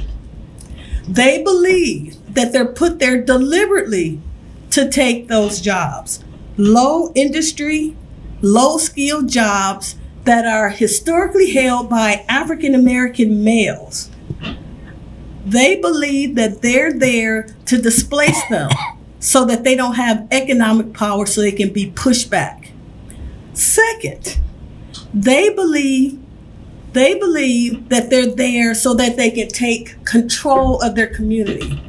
I hear from leaders in Black urban communities that bid you, don't lean right, are saying to me that they're meeting with people and they're seeing these immigrants in their community actually recruiting members to be gang members. Why? Because they want to take control of the community.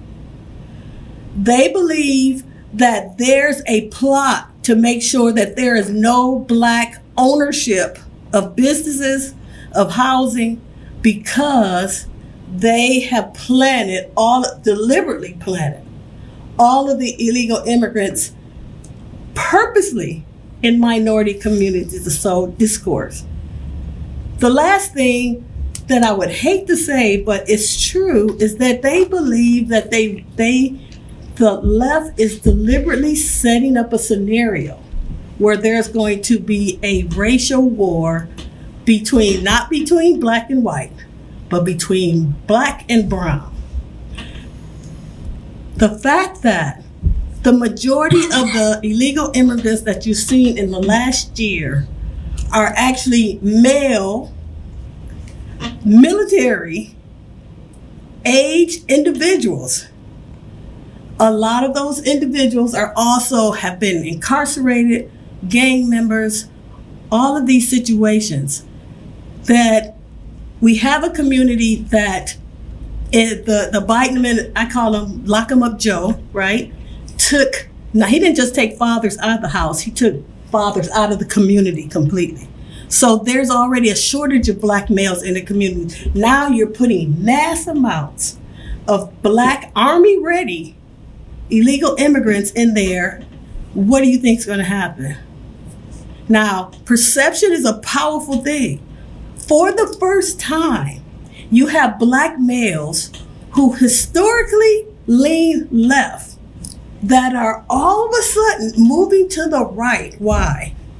Because economically, they're being pushed down the ladder, and these other people are coming, illegal immigrants that are being pushed forward and on the pedestal. Imagine this, and I was thinking about this. The average income, median income for African Americans, $35,700 odd a year. That's somebody that's doing well. That's the median income.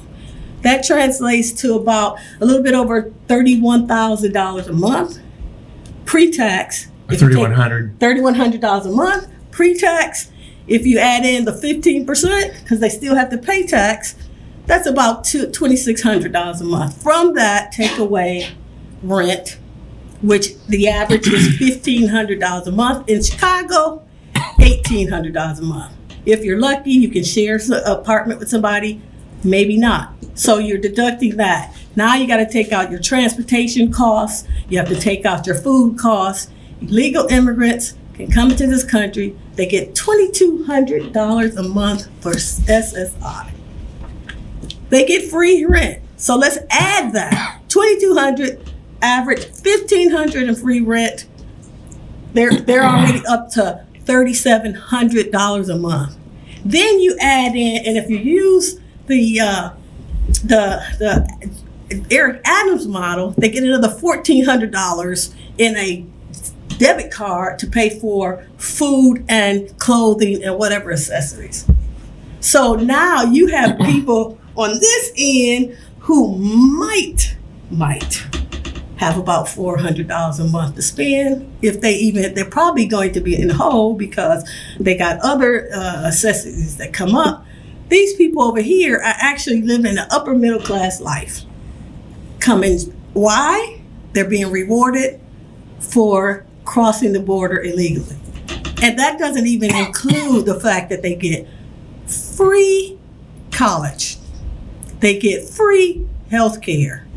So the perception is actually meeting reality when you see that there are people who have been fighting for freedom. And when you hear people say racism, when you hear black people say racism, what they're talking about is financial freedom, financial stability. I don't feel as financially stable as this person over here that's doing well, or this person over here that can afford all their bills, this person that can take care of their families. And in this sense, black people are being pushed back, illegal immigrants are being propped up. So all of a sudden, individuals that haven't even achieved financial freedom, haven't achieved it, fighting for decades, are now looking at people who have an insurmountable amount of financial freedom. I want to give you another story. I was in Memphis, Tennessee for the last 3 weeks. Federal Express was laying off natural-born citizens to hire illegal immigrants. They were laying them off, not only them, but it was another large company that you would know, laying off legal citizens to replace them with illegal immigrants. In the city of Chicago, the school board is considered a sanctuary city, which means that illegal immigrants get preferential treatment in hiring over natural legal citizens. They automatically get 2 board seats without running on the school board over natural citizens. Who's getting pushed to the back of the bus? I can tell you something, we're holding on to the tailpipe of the bus. We're not even riding in it after you put the amount of benefits that illegal immigrants have, it was really a slap in the face when the city of Chicago opened up closed schools to house illegal immigrants. They're not immigrants. They're illegal aliens. This is what the Democratic Party has done, or the political left has done to America. They have taken the word, they have taken control of the usage of words. They have, excuse me, they have controlled the narrative. They're illegal aliens. Excuse me. They're illegal aliens. They're not immigrants. This is very clear. We should not call them.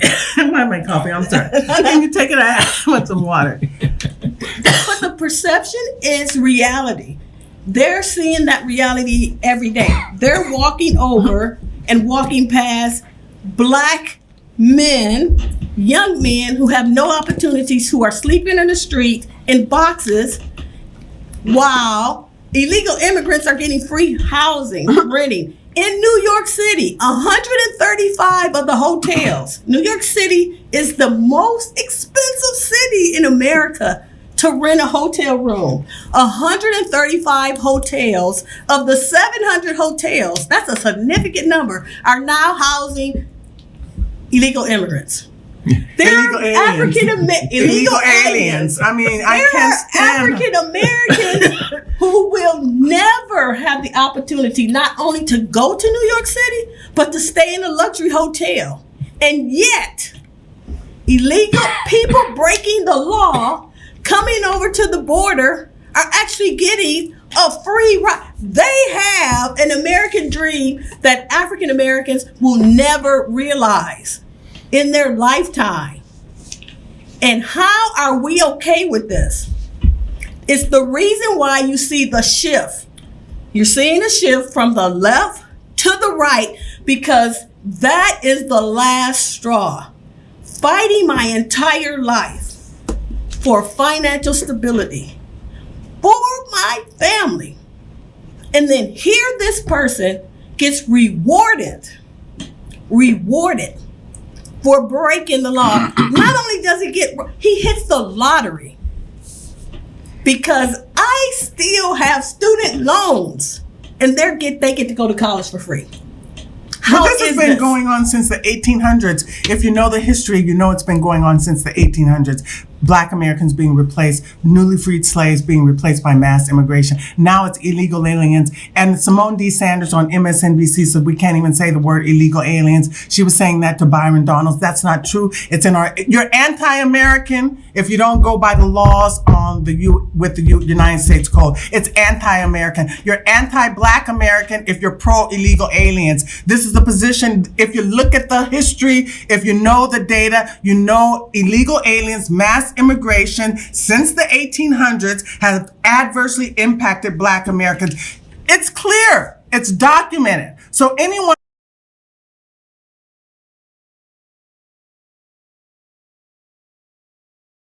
allowing illegal aliens into the country is anti-Black America. The Democratic Party is anti-Black America. And you have Black men who cannot marry Black women. Why? Because they don't have income. They don't have wealth. Why? Because mass immigration, illegal aliens. It's clear. It's very clear.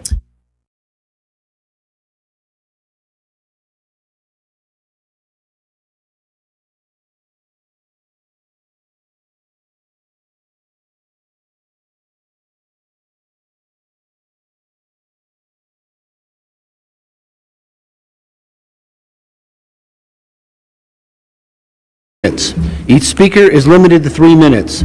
Speakers cannot yield or transfer their time to another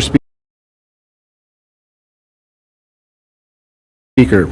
Any written comments that have been submitted will be posted and made available for aldermanic review. The first speaker today is Cassia Jones.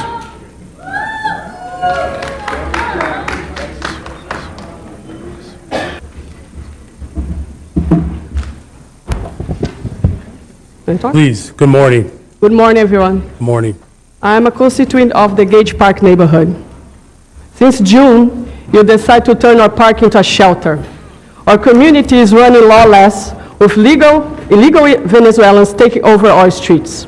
We feel like prisoners in our own homes. As a taxpayer, we can't even enjoy our own park anymore. We are unable to take walks, or amazing programs have been removed, especially for the disabled children that live near this park. We worked hard to improve our park, our neighborhood, but because of your irresponsible move, this is not impossible. The illegal cars are parking on the residents' permit street. They are selling food without permit, causing traffic, yet no police reinforcement to help us. Guys are standing on the side of the building, doing God knows what, riding their bicycles around the neighborhood and looking to break into our houses, garages, and cars. Smoking weed and drinking in the park in broad daylight. You guys threw us to the wolves, and now we have to deal with the trouble you brought to our neighborhood. Unlike the illegals, as a legal immigrant myself, I know what I had to do to enter your country. I was required to do a background check, vaccinations, pay an expensive fee, bring a work letter from my previous job. Shall I go on? Some might be good, but the others are here to cause trouble. For example, my neighbors had their car broken into, packages stolen from their front yards, and someone pee on my property. Yes. I'm requesting Alderman Vasquez, Mayor Johnson, and those who made this decision to walk our neighborhood and see what's happening there. You want to look good by helping them, yet we taxpayers are left behind. We are now being put in harm's way because of the crimes they commit in our neighborhood. Your no-consequence policy tells them it's okay to commit these damn crimes. Now, what about the citizen and the legal immigrants who came before them? We're still waiting years for our own families to enter this country legally. It is frustrating to see our voice censored and feeling hopeless. Finally, we know the illegals are returning in the middle of the night, parking our residential permit area, acting if the shelter is a bed and breakfast. They need to leave now. We want our park back, and we demand that. It's not fair. You guys putting us in jeopardy. Kids cannot go outside. 2 weeks ago, someone was peeing in my yard. A lady grabbed a branch off a tree and took my package from Amazon. They are baked to cars. 6:53 a.m. I have videos to prove. Break into cars, and we cannot do nothing about it. Cops come, they see, and they go away. Selling food all the time. Thank you very much for your comments.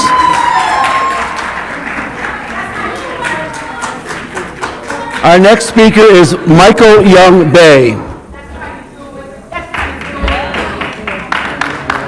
Wow. Honest. Good morning. Thank you. Good morning, everyone. Morning. Good morning. I'm more so in celebration mode. See, I came down here for homelessness, and try to get housing, rental assistance, etc.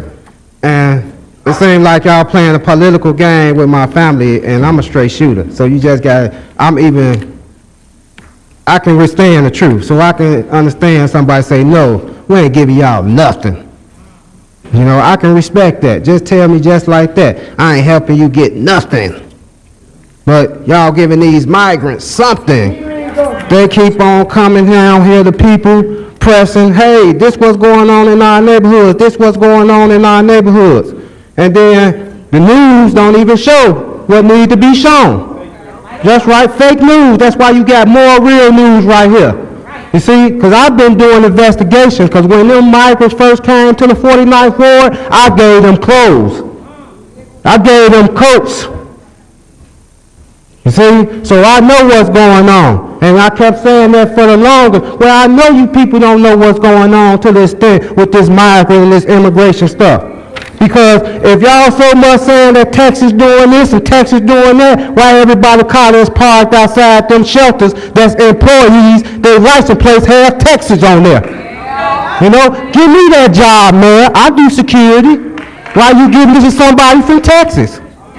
You see, that's what's going on. Don't help me come out here. I told y'all, I had to let go last time because it's stuff involving my child. So me as a father, and I know that these places are against fathers. They're against husbands. I'm a married man. You know what I'm saying? So I'm standing up for men. I'm standing up for these homeless shelters that y'all got our people in that got mold, that got rats, that got roaches, bed bugs, etc. And y'all putting them in nice hotels. You know? What's going on with that? How's our people? Y'all that bring Chicago home needed to fail. And I push for it to fail. Because if you want to bring the citizens of Chicago home, them people that's already in shelters, especially our veterans, they died for us. They died for us, especially our veterans. Put them in CHA properly. House them. You ain't got to spend no dime as much as the millions and billions that been spent for these immigrants here, these migrants here, these asylum seekers here, which ultimately are illegal here. And there's people here that been going on the radar, they can't get a green card or work permit, and they've been here 20, 30 years. Seniors, panhandling on the street because they can't get nothing. I'm for the people. And I ain't come to... Thank you. Thank you very much for your comments. George Blakemore.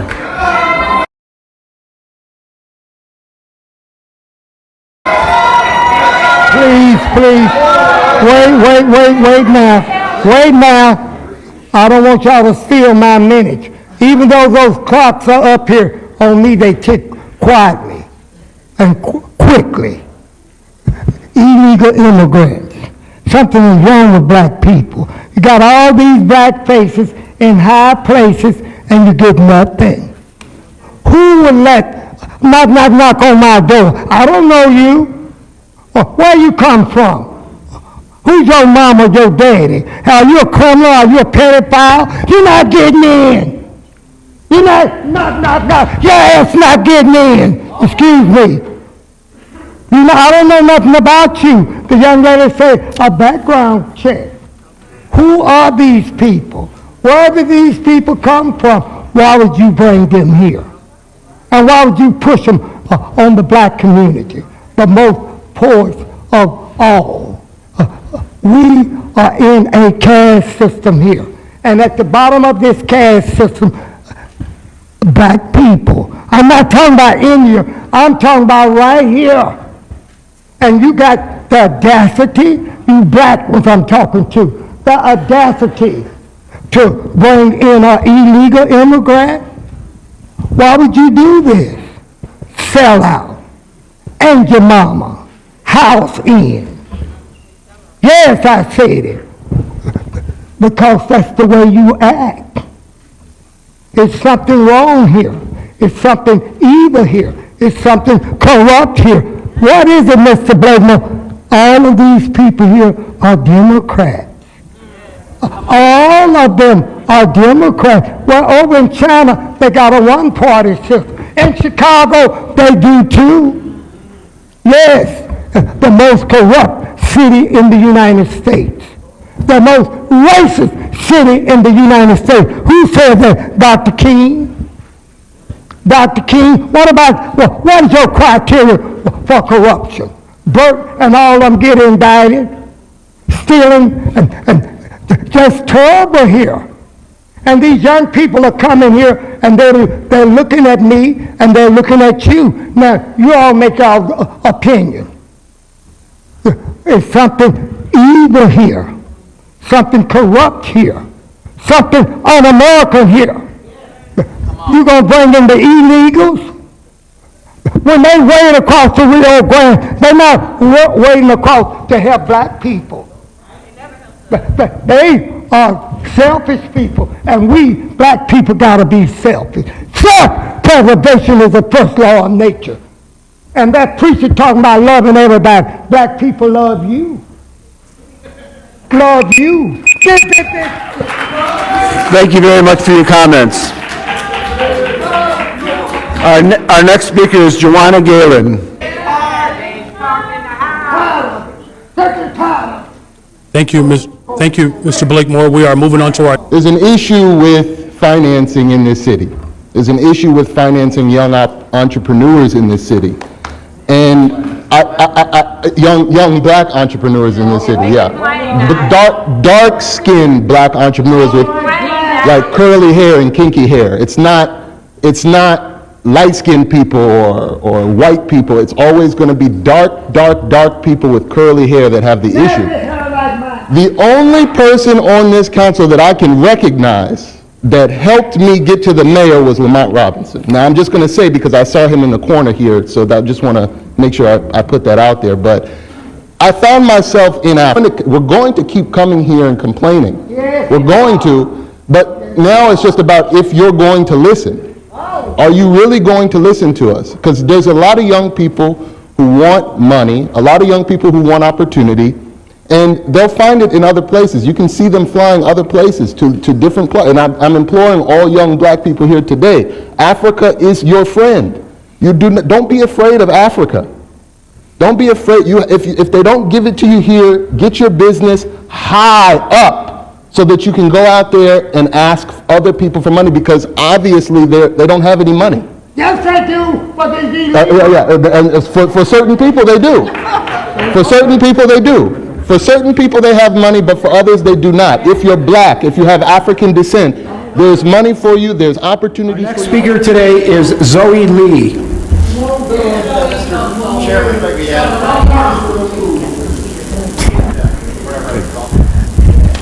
Man, I'm gonna try not to curse, but y'all, man, like, I've been researching Zodiac 29. And this is exactly what's going on. Only thing this time is the Hispanics versus the blacks, and we don't have that strong black leadership that we had with Harold Washington back then. So y'all are letting the Hispanics do whatever they want to do, keep saying we got to have dignity, but the blacks aren't doing enough in y'all leadership skills. So what's the point of being an alderperson if y'all aren't going to be for the community? That makes no sense. Yes, it's starting to become a race war, but at the end of the day, I know who's going to win because we built this. Okay? This is unconstitutional. This is inhumane. And to come here and to continue to see more Hispanics and Latinos get jobs than blacks here is a disrespect. It's a punch in the face. You want us to continue to understand and see the problem, but y'all don't see the problem in the black culture. Black people are the influence. We wouldn't, y'all know, nobody would be here if it wasn't for us. Okay? This is a whole new generation. This social media, this now, like, you're not gonna allow this to happen. And we're not gonna allow this to happen because we're gonna force you to do the right thing. And if not, y'all getting out of here. I was in Georgia when they flipped that state blue for the first time. I will knock on every senior's door and make them hold their vote. This place will flip red. It'll be a historical moment because y'all not paying attention to them anyway. That's right. They're getting displaced. Y'all don't care, but y'all trying to find housing for Venezuelans, for Latinos, for all that. Y'all keep sending them over here when they need to go back. Y'all, one time have y'all sent ICE there. ICE need to come. There's prostitution that's behind all of these police districts. I live in Streeterville. It's prostitution right up the street. I mean, it's a disrespect. And y'all continue to allow this to happen. Like Mayor Johnson is the most hated. And he's going to continue to be hated. The only people that like him is teachers and some of y'all. Okay? I'm trying to tell you, my tax money is not going to continue to allow this. Y'all need to find our money. You need to put more things in our neighborhoods. Y'all aren't doing nothing. These small businesses, the only thing you're giving it to is Latinos. Nah, it's more than that. This is the most segregated city. And the United States is looking at us. Ms. Lee, thank you very much for your comments. However, your time has expired.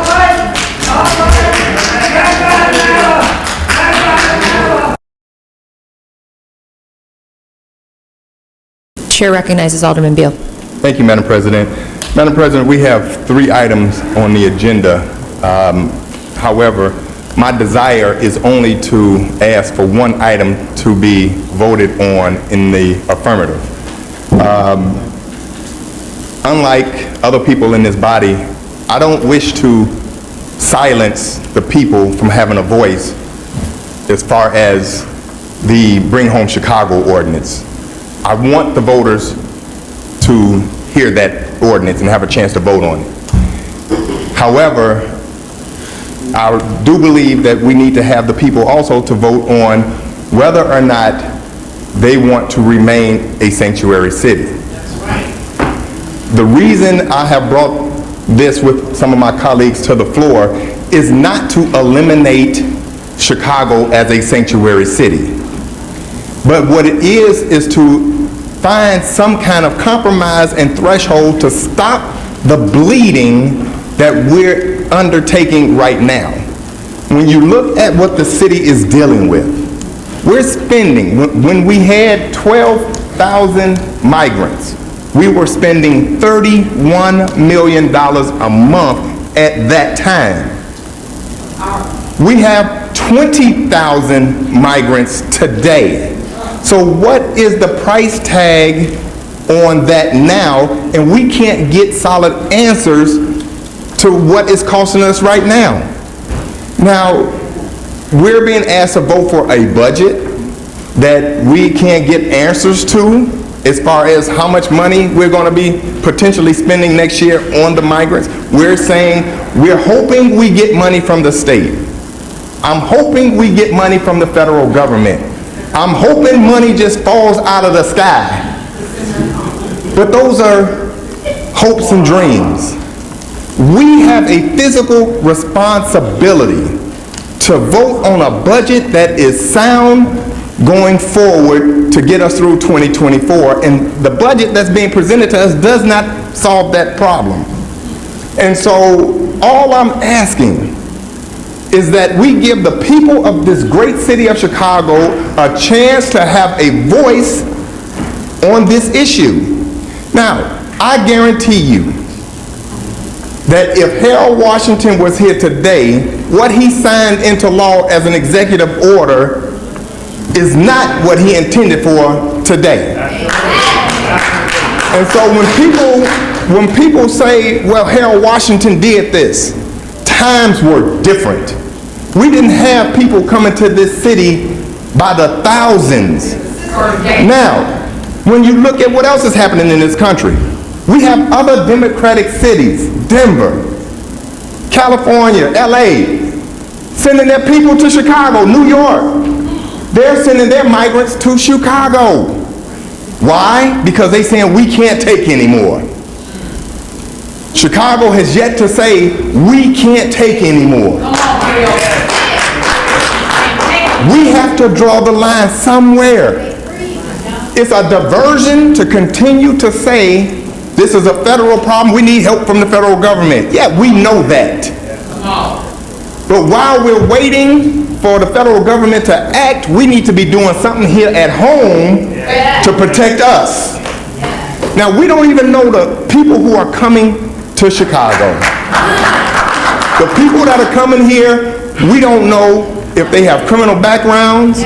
We don't know if they're child molesters. We don't know if they're murderers. We don't know anything concrete about the people coming here. Now, when you look at what's happening, Venezuela are emptying their jails and telling them to walk to the border. So they're coming to Chicago. We already have enough crime here in the city of Chicago. We have enough crime here that we're dealing with. And so I can go on and on, but Madam President, and I think you're doing a wonderful job up there, may I add? You're doing a wonderful job.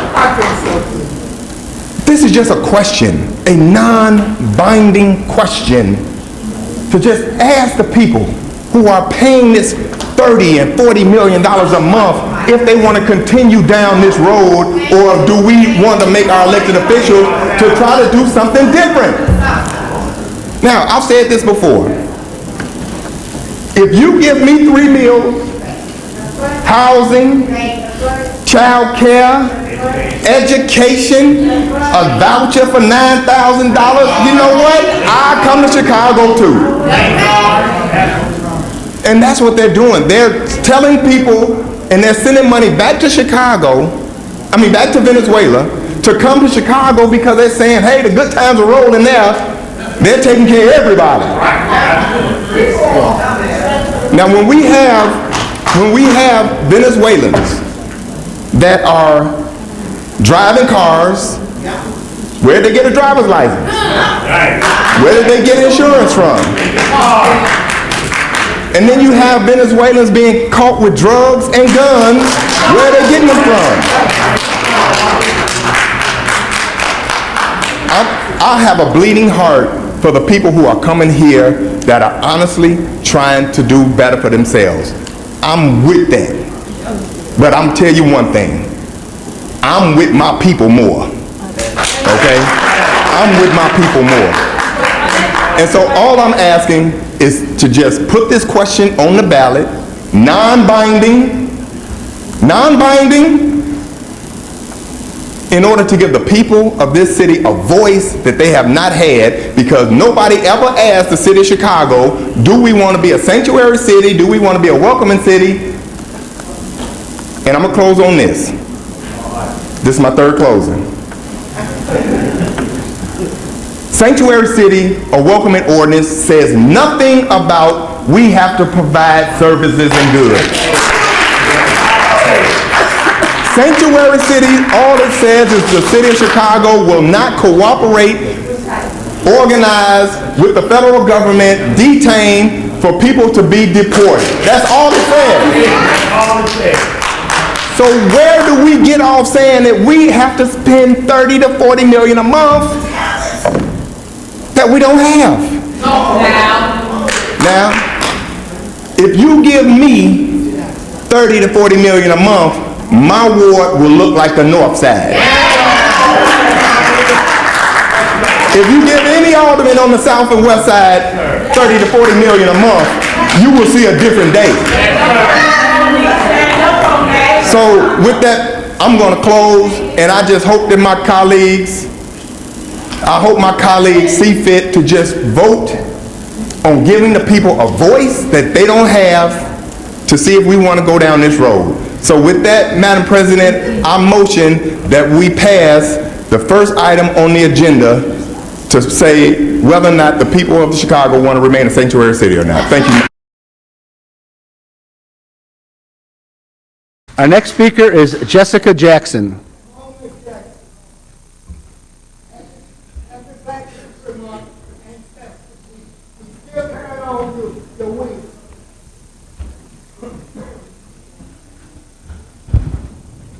Good morning. Good morning. I'm sure everybody knows about a movie, Scarface, right? It's a classic, Al Pacino, right? Everybody knows about that movie. And we focus on the famous lines in that movie. You know, the acting and the hello to my little friend and all that. But it's the beginning of that movie that matters. When those words are coming up on that screen, that's what matters. And those words say, in May of 1980, Fidel Castro opened the harbor at Merrill, Cuba, with the apparent intention of letting some of his people join their relatives in the United States. Within 72 hours, 3,000 U.S. boats were headed for Cuba. It soon became evident that Castro was forcing the boat owners to carry back with them not only their relatives, but the dregs of his jails. Of that 125,000 refugees that landed in Florida, an estimated 25,000 had criminal records. That's what's up. That's what has happened in the United States right now. All this asylum-seeking lie, all this about refugees, no. What's happening is they're emptying out the dregs of their jails into the United States, into our communities. They're junking up our country. And yeah, we feel some kind of way about it because it's our country. It's our country. People like Vasquez and them, look how disrespectful they are. Now, you just gave that man a resolution for his father's restaurant. And every time we get up and talk, he's working this room. Look at him. Look at him. But he wants his resolution for his father to be respected. Vasquez, Lopez, all them want their people to be respected, but they can't even give us the dignity for what we built. But them, ain't no question about it. Yeah, Black History Month. The American descendants of slavery. And I want you to know, Brandon Johnson, I understand what Blakmore's saying about we still on the plantation, but what you're looking at right now, this is what a free Negro look like. And I'm telling you, we're going to get our city back, we're going to stand for our people, we're going to get them out of our communities because they don't deserve to be there. Anytime they can't give us 3 lousy minutes of their attention while we sit here and watch y'all get them all kind of money, you watch us. We black out here, and we gonna handle our business. You watch that. I'm a free black woman. This how we get down. All right. Brandon Johnson. All right. Thank you very much for your comments. I, and state your name. I, Brandon Johnson. Do solemnly swear. Do solemnly swear. That I will support the Constitution of the United States. That I will support the Constitution of the United States. And the Constitution of the State of Illinois. And the Constitution of the State of Illinois. For nearly 2 years, the City of Chicago has refused to resolve a case that blatantly violates the 5th and 14th Amendment. Instead, they have continued to commit federal law violations and support fraudulent documents filed by City of Chicago Attorney Bradley Wilson. Ironically, the city is prioritizing settling cases against the police, even in instances where individuals shot at officers first, while disregarding clear constitutional and legal breaches in this matter. Democrats love to accuse Trump and Republicans of corruption and constitutional violations. Yet, under their leadership in Chicago, black families like mine face the same abuses: constitutional rights ignored, fraudulent actions covered up, and public corruption left unchecked. Mayor Brandon Johnson, you took an oath to uphold the Constitution. Or when you took an oath, was it only intended to fight for the 10th and 14th Amendments regarding illegal aliens? You're paying for votes to pass the budget. Everything about this body and administration is unconstitutional. I keep coming here. You know I've been coming here for 2 years. I don't have to tell you about my case anymore because you know about my case. Mary Richardson Lowry, you know about my case too. And you also took an oath. All of y'all took an oath. Y'all are straight violating the U.S. Constitution. But y'all sit and talk about how Trump is so unconstitutional and how he's going to overturn the government and he's going to do all this. But I've been coming here for 2 years. This is a Democratic Party. This ain't Trump. This ain't Matt Gaetz. We come from the federal level to the state level, to Governor Pritzker, to Kwame Raoul that we cannot find, who's the Attorney General, to you guys fighting for some illegal aliens who haven't put a dime in this country when my mother has a building that the City of Chicago Builders Department demolished because this disgrace alderman over there, 17th Ward David Moore, didn't do his duty as an alderman. This falls on you. It falls on you. You're the mayor this time. What was the purpose of you raising your right hand? What was the purpose of that? That's crazy. You are in violation of the Constitution, the U.S. Constitution, the law of the land, the supreme law of the land. That's crazy. Thank you very much for your comments. Our next speaker is Jessica Jackson.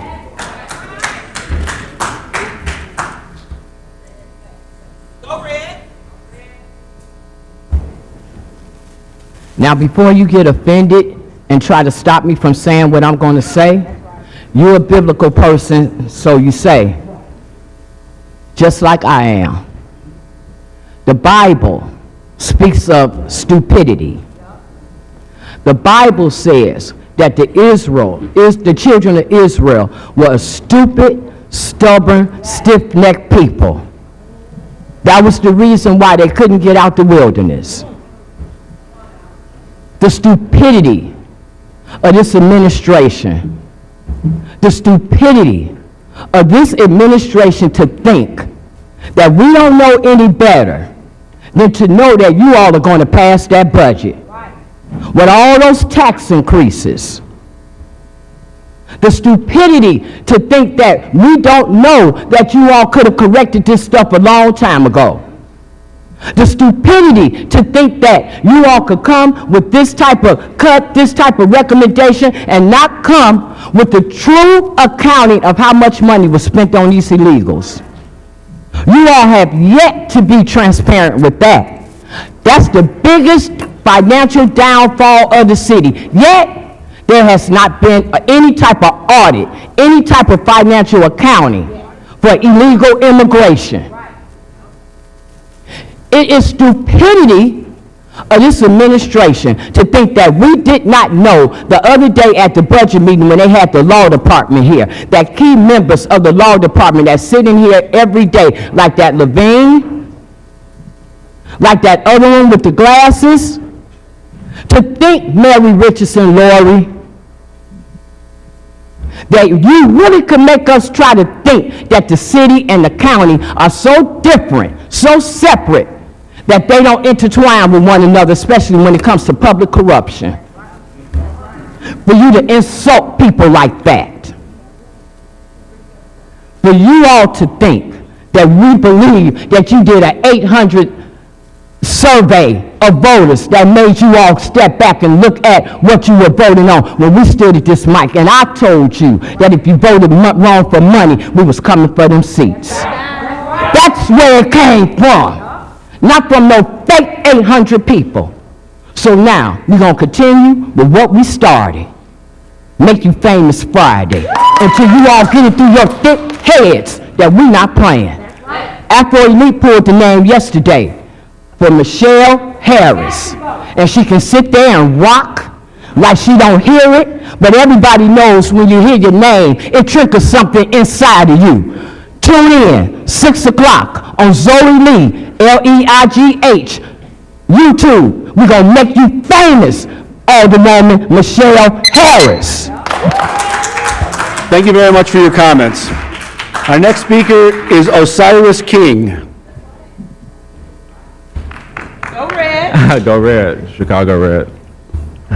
Good morning, Mayor Brandon Johnson. This is my first time seeing you in person. It's really cool and just not seeing it through the news. My name is Osiris. I'm a young 26-year-old man here in Chicago. And I remember when my elementary school in the area that I live in, the Wadsworth Elementary School, was turned into a migrant shelter. And I remember how Democrats talked to us like we were stupid. You need help. The immigrants need help. Y'all gotta work together. They live in poverty. This is something that you have to accept. And they talked to us like we were 5 years old. But y'all wanna talk about Republicans belittling black people and talking to them like they're stupid? I felt like I was 3 years old, like, okay, like I don't know where Venezuela is on a map. Half of the people who support these migrants probably couldn't point to Venezuela on a map, but a lot of folks are probably wondering, what is this young black kid or a young black man doing wearing this hard hat in City Hall today? Well, let me tell you, growing up, my favorite show was Bob the Builder. He wore a very funny yellow hat. This hat is a symbol of Bob the Builder building the wall, building it tall around America, around Chicago. We don't want illegals in our community. We don't want migrants terrorizing our own people. And to have y'all sit up here and say we have to accept $70 million being given to them when you got black people who are already struggling and need help, it is a disgrace. It is a disgrace. And this election of Donald Trump represents something that is just more than him winning. This is the end of vote blue no matter who. This is the end of they black, you gotta vote for them. This is the end of Democrats saying, let's use them two evils. They did that with Hillary. They did that with Biden. They did that with Kamala. It didn't work this time. People are sick and tired because nowadays you got to get your hands dirty. You got to come down and talk to the people. You got to give a little to get a little. Black people are not falling for the okie doke. A long time ago, y'all would say, black people jump. We say how high. They say stoop down. We say how low. They say go vote Democrat. We will run faster than Usain Bolt to get to the ballot box. But this is the end. And must I also say, people talk about Mayor Brandon Johnson, but he is just a microcosm of the problem in the Democrat Party. I want to talk to Democrats on a national stage. You got in New York City, Black Lives Matter being very upset, and that's fine, but also be very upset about what's going on in Chicago with these black people being terrorized by the migrants, the illegal immigrants, and no one can say anything about it. It's not fair. So at the end of the day, with the time I got left, I want people to think about who really has the power. Democrats think they have the power. Obama, who was an abomination to this entire nation, thinks he got the power. Hillary Clinton and Chuck Schumer and Nancy Pelosi think they got the power. They think they can bully us and we got to stand silent. But people in America everywhere know that we got the power. And we saw Donald Trump. Thank you very much for your comments.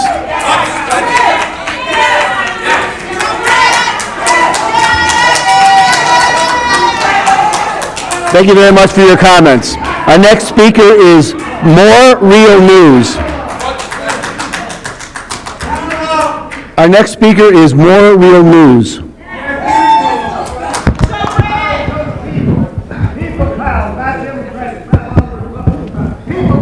Y'all like my blue shoes? They hurt.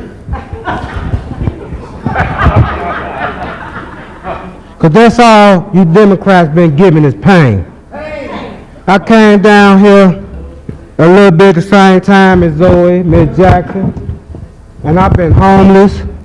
My child and I have been on the streets. We actually slept in a car on Thanksgiving because some bogus stuff with some Democrats wouldn't get us in the apartment when the landlord signed a lease on the 22nd. But exactly, they can get their illegals in. You can get them in, you can get them in, Brandon, can you? You can give everything to them. Even though I gave you information on how the shelters treat our people, etc. But y'all can build these nice shelters and put them in these nice hotels, you know. But you know, I got a little stability now. You know what I'm saying? So I'm gonna be speaking a little different and a little better. I ain't gonna cuss you out like they told me not to. I ain't gonna get you. I ain't gonna get you. Because I'm not fake here. It's just that I'm a real man and a real father. So I feel a different hurt than maybe you do. And that makeup ain't for him. Don't crack jokes on him. That's for his wife. You know what I'm saying? I'm natural. My wife is natural. We real. I ain't faking. I ain't faking and saying, excuse me, I'm not faking and saying who I am. I tell them all the time, I'm a Moorish American, whether who like it or not. I stand on that. I ain't faking like Miss Clay, Islam, and more and things like that. You ain't even got a bay on your name. Stop faking. I ain't faking like Jeanette Taylor, claiming, oh, we for the people, and then vote something different against the people. And I'm running for alderman in that ward, in 20th ward. And I'm standing on that 20 of love, truth, peace, freedom, and justice. So the streets know what I'm talking about. I'm running for that ward.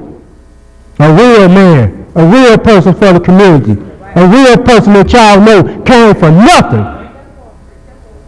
I've been down here, came for nothing. From the ground floor, even when we was homeless, I still dressed nice and represented as a man, and as a father, and as a leader. That's right. And also prophesied things down here. And as well as my comrades. We prophesied go red. We prophesied we gonna get Trump up in here. So I know this is quite a long segment, but I really wanted you to get a feel of what's happening in Chicago. So just bear with me in terms of the video clips. There are a couple of more from Chicago, and then we'll move into another video that deals with Texas, and I'll move into some other videos dealing with LA and things like that, okay? So just thanks for holding on, and we'll go back to the next video, okay?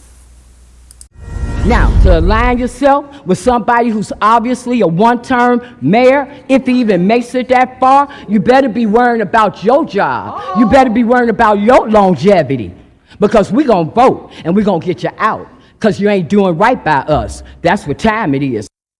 Chicagoans furious and sounding off on Mayor Johnson's plan to tack on another $70 million to migrant funding. Frustration building to the point that some voters are now working to get him out of office, as you heard that constituent there saying. Garrett Tenney live in Chicago with the story. Hi, Garrett.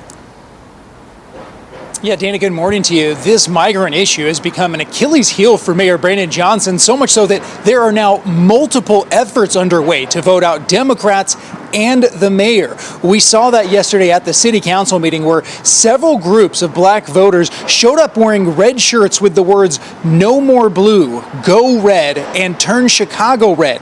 Many of these folks are lifelong Democrats who are now actively working to shake up deep blue Chicago, specifically because of how the mayor and the governor have handled the migrant crisis, doling out more than $1 billion so far for that. And here they are warning the mayor and city council about transferring another $70 million from the city's rainy day fund to take care of the migrants. We need that money in my neighborhood. We need that on my block. So I'm asking y'all to use our tax money for our people. We need it. You vote for the money for these immigrants today, and we coming for them seats. You can believe that. The police are fighting with them in the shelters that you guys are funding. You guys think it's a great idea, but yet your police officers are getting attacked. Your public's getting attacked. Currently, state law does not allow voters to recall Chicago's mayor, but after seeing how Mayor Johnson's first year has gone with the migrants and crime, a new group wants to change that by getting a referendum on the ballot this November that would pave the way to voting Johnson out. We're not taking care of Chicago citizens first, and that's what it's all about. The fact of the matter is that we've never had this opportunity to recall before, and it's very apparent based on the mayor's abilities right now, or lack of accountability, that this needs to be addressed. Yeah, Mayor Johnson is dismissing this recall effort as a right-wing effort from folks living out in the suburbs. But Dan laughed at that, saying he's lived in Chicago for 33 years. He is an independent. And in the 24 hours since news came out about this effort, he said there's been an outpouring support from folks of all backgrounds looking to sign on. Dana? The same girl that was scratching my car, she literally told me that they are taught that they are better than us. They are taught to always keep us down because they are just one level above us. So if they help us come up, then that means that they are on the bottom. This girl told me that they are taught that even if a person who looks like me has a degree and they don't, they are still better than us. This is what this Latina girl told me, that they're taught. And my name is Africa, and I am from South Texas. I was raised in Texas majority of my life. I'm a 46-year-old, obviously you see my complexion, woman. I have 2 adult daughters, and I have 2 grandsons. I'm speaking today on the subject of the mass exodus. I'm not one that jumps on bandwagons and usually addresses current events and all of that stuff, but I feel the need to speak on this subject. You know, I see a lot of videos telling women of my persuasion that we're supposed to, that somehow we should be obligated to fight for these people being allowed to stay here. And I want to voice my stance on this, as well as share my experiences. My stance is that, number one, us BLK women aren't obligated to fight for anyone other than our own children. And if you think about it, a lot of us BLK women don't even fight for other BLK women. So why y'all expect us to stand up and fight for something that has nothing to do with us? It's beyond me. For some reason, society feels like that they have the authority over people who look like me to tell us what to think, how to wear our hair, what to fight for, when to be quiet, etc. And in case you all didn't know, in case you've never heard it, let me be the first to tell you that even when the world tries to control our speech, we have always been free to think freely. I have an Afro-Latino grandson.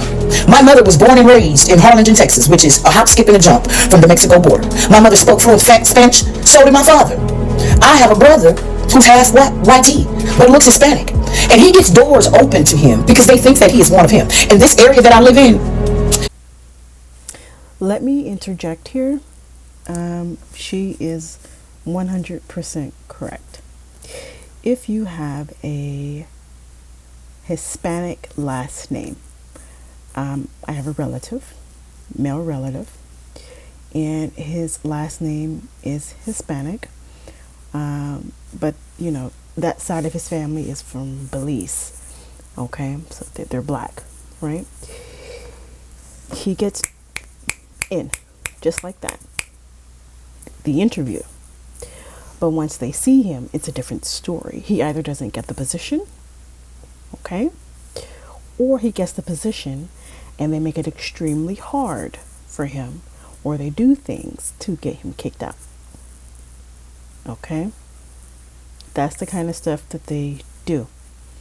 So he's not the only one that has experienced that. This is quite common within Hispanic culture and dealing with employment. That's just one of the things that they do. I had a different experience than he did in terms of, treatment and things like that. Okay. I'm just letting you know how they operate. There are plenty of people out there who can attest to a lot of the things that take place when you're dealing with these Hispanics. Okay. She's one of them. There are plenty more out there. Trust me. Okay. All right.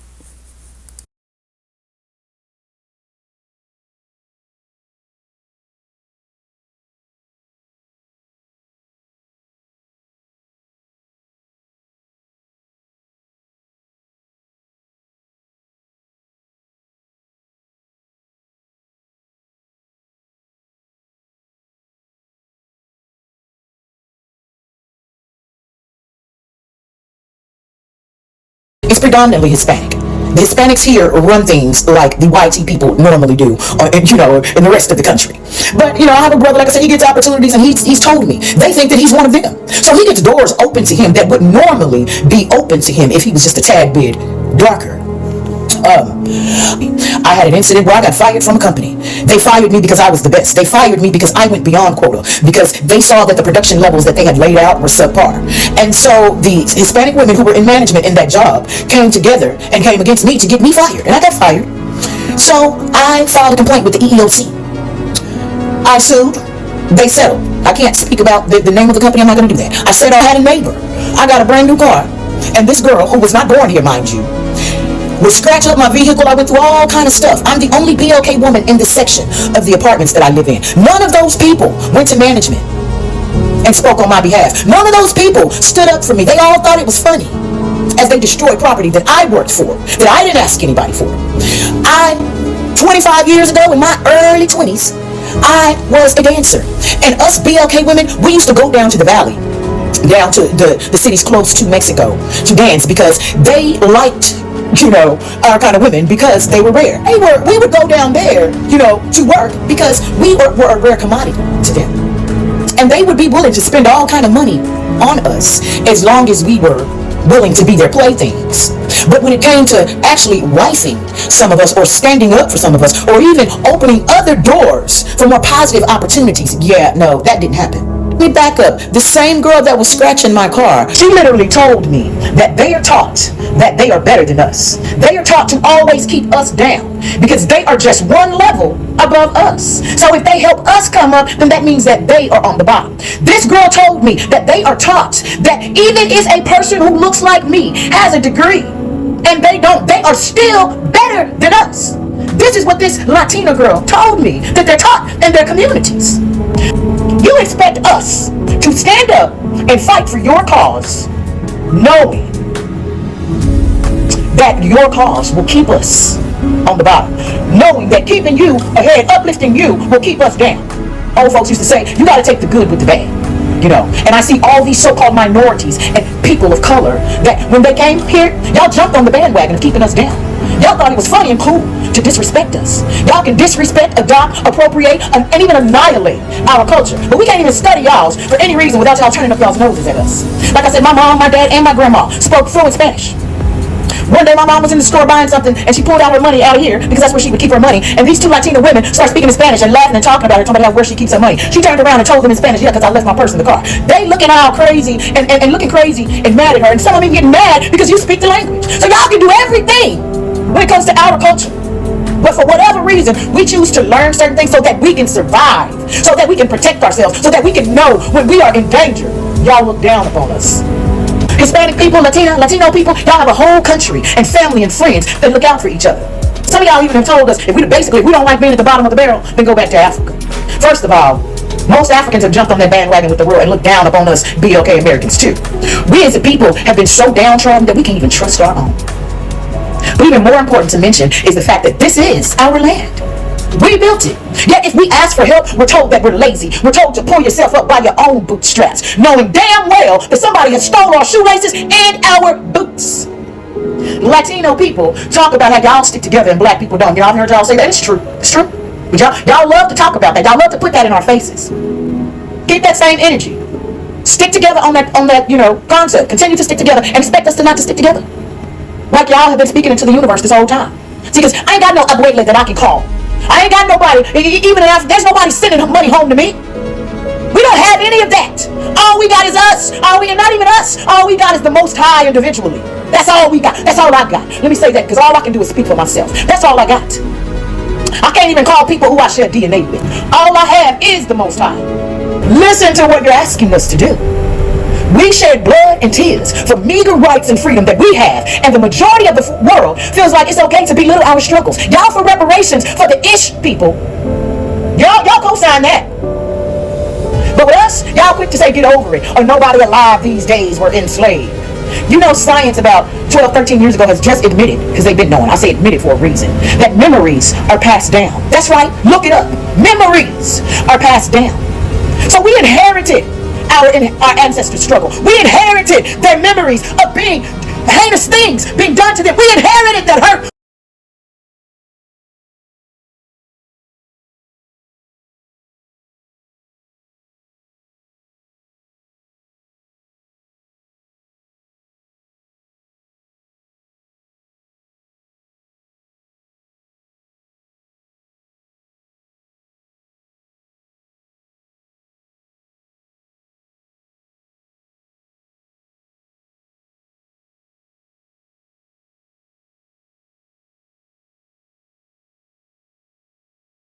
We inherited that pain. We inherited that rejection. We inherited the ridicule. We carried it then, and we still carry it today. We inherited the fact that our credit scores are automatically lowered because of the color of our skin. The houses that we live in are deemed worth less because of the color of our skin. We inherited all of that. Education and qualifications deemed less because of the color of our skin. Yet our Latina and Latino brothers and sisters come over here and get whole homes and businesses without the credit score, SSN, or all these other things that were created to deem us as a people, as these people, unworthy. All those people that was talking down on Black Americans, saying that they didn't have no power in this country, and the white man this and the white man that, and Wabo, Wakata, and Jareer, and all types of other words that y'all say towards us. Now y'all crying. Look who's crying now. Now everybody crying and shit. Y'all want us to get involved. We not getting involved. And don't ask the black women either, because they said they was on vacation. So I don't know what y'all gonna do. Okay, so we're gonna move into the LA video. But before we move into that video, I want to play this old Cat Williams video. And it's important that I play it because it flows with the information I'm going to provide regarding the LA video I'm going to show. It gives you better insight into their mindset and how they view this country, and in particular California, but definitely this country and some other states. This Cat Williams video, it really speaks to why they hold the flag up, the Mexican flag in particular, in this country. Okay, there's a reason they hold the Mexican flag up in this country. If you're aware of history, then you'll understand why they think this way. Okay, it's actually really silly. The Cat Williams video just provides a nice primer to the second video that I'm going to show you regarding Los Angeles. It gives you just kind of a really good mental picture how they think. Okay. Cat Williams is very funny. This video has a lot of profanity. I'm one to talk, right? But I don't curse like that. But okay, so let's move into the Cat Williams video. Okay. You think I'm dissing Mexico and I'm defending America? Because are you Mexican? Do you know where Mexico is? No, this ain't Mexico. It used to be Mexico, motherfucker, and now it's Phoenix, goddammit.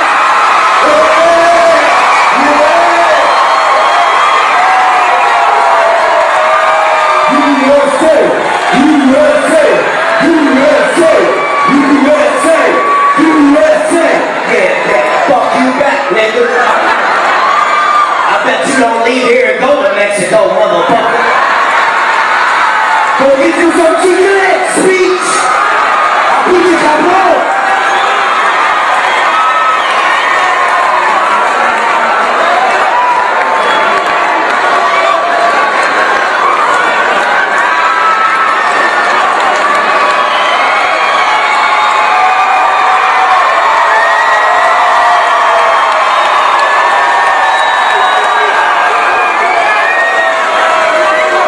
Nigga, do you know where you at, nigga? USA! USA! USA! I don't give a fuck! No, motherfuckers think they can live in this country and then still be allegiance to another fucking country. If you love another country more than you love America, motherfucker, then get to stepping into that bitch.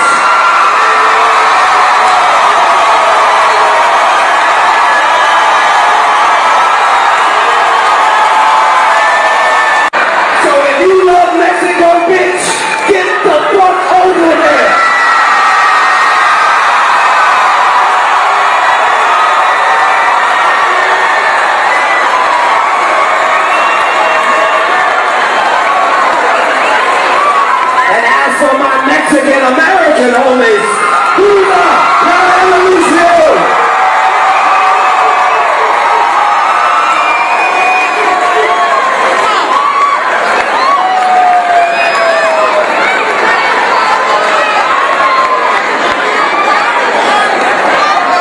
Oh, say, can you see by the dawn's early light what's so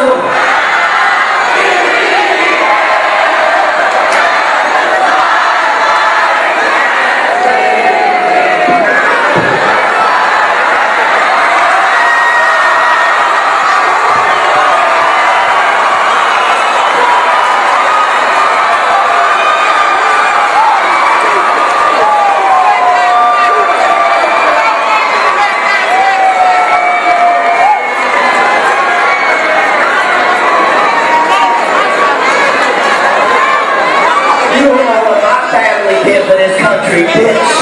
You ain't did shit, nigga. Fuck, we were slaves, bitch. Y'all just work like that at the landscapers, motherfucker.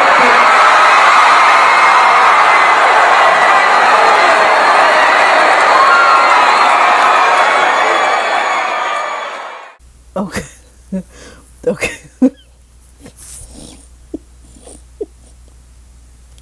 I'm sorry. Okay, I'm gonna roll to the next video, and then after that video, I'm gonna connect the two and explain some things. Okay. This video is just real quick. It's not, you know. Everyone's rushing to this side. Oh my God.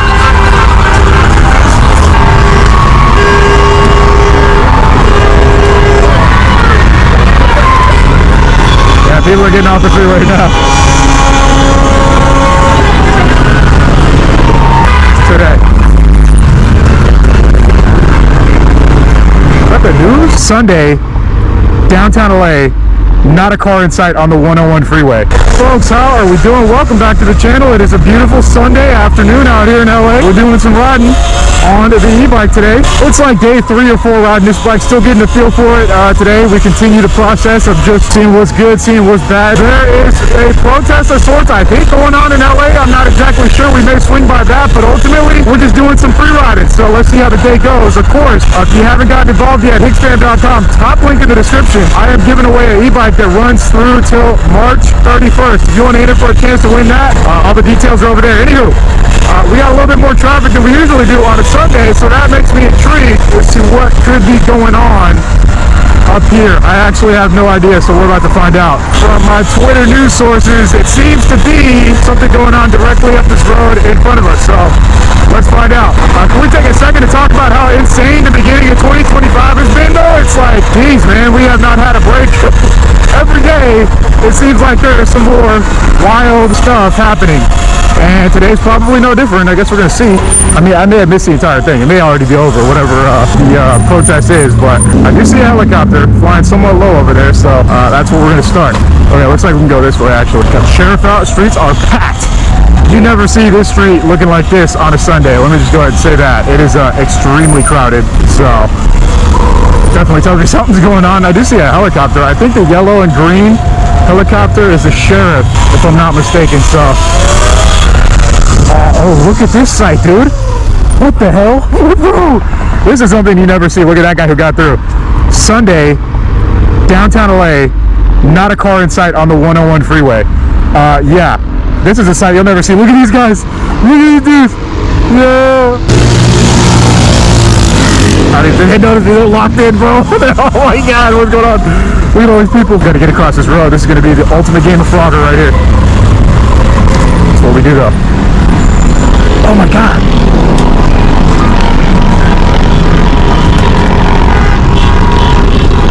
Oh. Okay, we gotta get a little further down. There's so much traffic. The stairs? Oh, this would be the easiest way to get down if I could. I have to wait for a while to get through there. Alright, we're gonna take we can take these stairs right here. I was going to say, if we keep going, it's gonna we have to, like, we went the worst way. I didn't know exactly where I was going. We got a little downhill route we can take here. Not the most efficient route, but it will get us where we gotta go.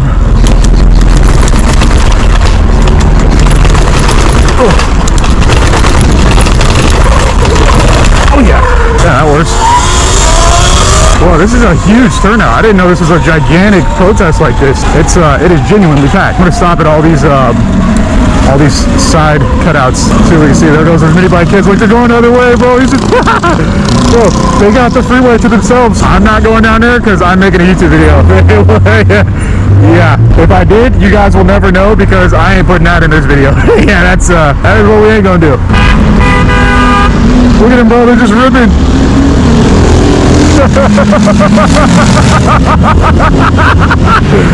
Yo, okay, well, that's what's going on out here. We gotta get across right here. We gotta cover some ground. Okay, so from right here, still just empty freeway. There's a dude down there just walking.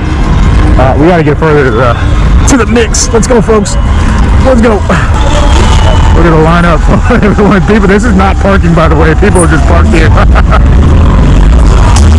Jeez.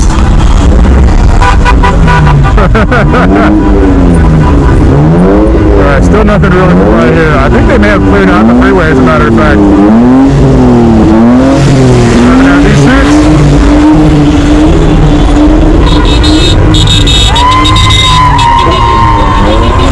Got caught on the flag.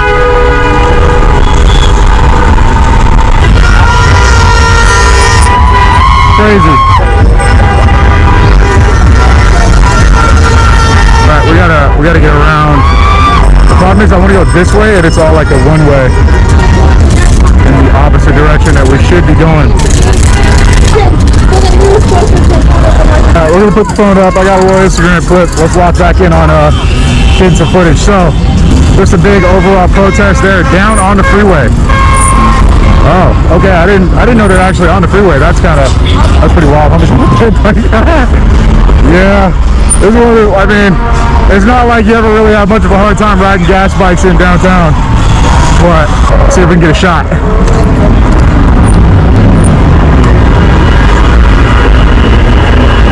Look at that, folks. Hey, look at this. They got food vendors.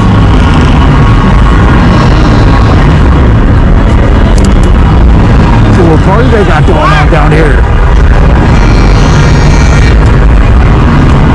Bro, they got the hot dog. They got the hot dog vendors. They got Takis. What else? Holy, pretty sick. Man, this is a wild scene. It's wild. Never a dull moment in LA, but this really, oh, they're marching up the freeway too. They're going that way. This is the time when you got to really pay attention to traffic though. People are in a rush. They're not going to stop, you know, for any reason. Got a Super 73, homie. All right, where can we get a good shot of this?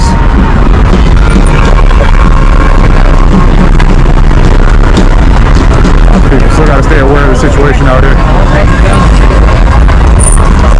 I see her opening right here.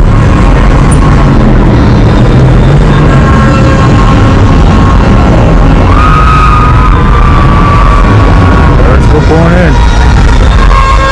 There's an anonymous guy that I definitely don't know down there on the Suron. I have no idea who that is. For the record, no clue. Also don't know that person. That's absolutely no idea. Active. Let's keep getting some more angles. There's no better, see, this is why everybody needs either, let's start off with an e-bike, but I think everyone needs one of these e-motors, bro. In the future, everybody's going to have one of these. Who, once you realize how powerful it is to get around in situations like this, where it's like, there's just a lot of moving parts, you can quickly, if I wanted to just straight up disappear, I could. If I just needed to get out of this scene entirely, I could be gone within 1 minute and 30 seconds. Tops. That bike out here looking good. Oh, damn, look at this. Hey. Yeah. Got the old schools out. So let's go ahead and get this angle up here. Look at that. They are fully taking over the freeway. Not a regular day in LA. What I thought it might be, it is definitely not. It is far from that. Look at this, dude. I've never seen anything like this. I've seen some protests that get down on the freeway. I have never seen one that fully takes over the freeway entirely like this. I mean, look at this. They got traffic fully stopped. Crazy. Impressive how quickly this all happened too. I mean, I don't even think this was going on, like, maybe it was. I'm actually pretty out of tune, but I think like an hour or two ago, this wasn't even happening. Now they're out here deep. Super deep. There's a sidewalk here. This is like the freeway that's not the freeway yet. It's still kind of like an on-ramp. We can actually shoot through here too, I think. Take a little bug out route. Crazy. I have never once in my life been through here. This is the side of the freeway. Can we get out right here? I actually don't know. I mean, we could. It would take some work though. I don't want to draw too much attention. You see, we got a helicopter above. I'll leave it one person to get singled out. Look at this. Let's get the reverse route, though.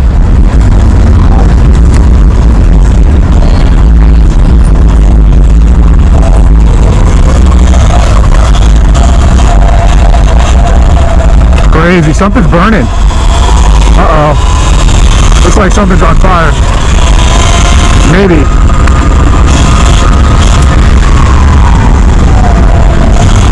Yeah, something's going on. Oh, he was just doing burnouts. Okay. I was going to say, something's burning. That would not be a good idea to start a fire at this time. Looks like it was just someone doing burnouts. Oh, they got a door. They got a secret door open right there. Dang, man, this is a huge thing. I'm trying to give you guys a full scale of this. I don't think it's really coming through on camera, like how gigantic this turnout is. It's like there's got to be 10,000 plus people out here, minimum. It goes all the way down that way. I love that. All the way down that way, and it's like pretty much back here to Spring. I got the thing parked up. There's a day to do it. Today is a pretty good day. I feel bad for anyone who was planning on commuting using a 101 today and had no idea. Dude, that gridlock must be brutal. I mean, I didn't have a problem coming from north. I kind of just moseyed on down here. I knew to pop off the freeway early, though. I wasn't about to get caught in all that. I don't know. I started in Hollywood. Even if it wasn't this big event, it'd probably still be like this over here today. So that's nothing new.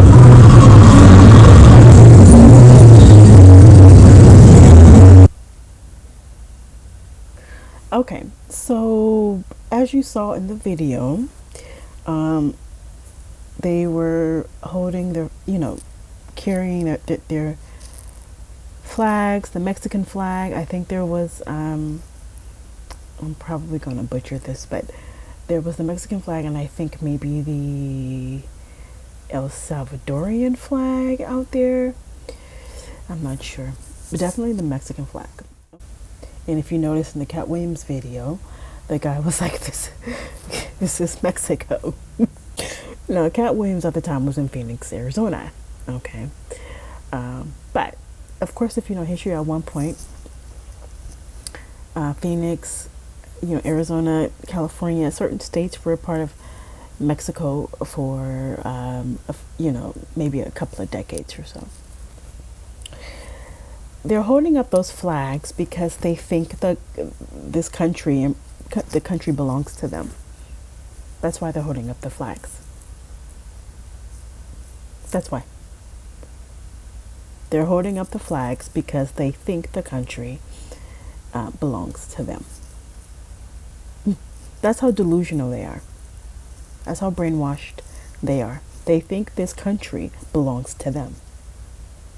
If anything, it belongs to the Native Americans. You're not Native American. Now, you may have Native ancestry, but that doesn't make you Native American. You didn't exist. You're the product of colonialism. Okay, so let me stop it there for a minute, because I know someone is probably thinking, well, what about African Americans? I know they are. Somebody somewhere is probably thinking that, but it's not the same. Okay, it's not the same. We don't exist because of another group. Our base stock, which is African, is still around 75 to 85%. Okay? We're not a new population. We would still exist without admixture. Okay? The closest group that you can get to that would be considered maybe a new population per se, like Hispanics, would be some Black Creoles. That's the closest you're gonna get. Okay? Both sides of my family are from Louisiana. My mother's side is from Louisiana, and my father's mother's side is from Louisiana. Now, in a strict sense, a Black Creole would be African, Native, French, and maybe some Spanish, Spaniard blood. Okay. Back in the day, Black Creoles would just mix with each other and procreate with each other, right? Nowadays, not so much, right? And so, to be Creole doesn't necessarily mean you need to have that particular admixture, but in some cases it does. It's a bit of a mix, right? A lot of times it's, if you're culturally Creole, but you may not necessarily have the same admixture. So let's say that someone Creole, they decided to mix or marry or, procreate with someone that was Black, but they just weren't Creole, right? That person would then get absorbed into the culture and things like that, and their children will too, and so on and so on. Okay, that's how it is today, although you still do have a lot of Creoles who have sort of that really strict admixture. Okay, I have people in my family who were part of that really strict admixture. A lot of them went on to pass for white because they can. Now, if you're in Los Angeles, and not all Creoles look like that, okay? Not all Creoles are really light like that. Beyonce's mom is Creole, she's light, but not all Creoles are light skinned like that. but if you're familiar with Danny Bakewell out here in California, he's really popular or really known in the Black community out here. If you've ever, I'll show you a picture of him. He's Creole, okay, in the strictest sense, okay. I'm gonna show you a picture, okay.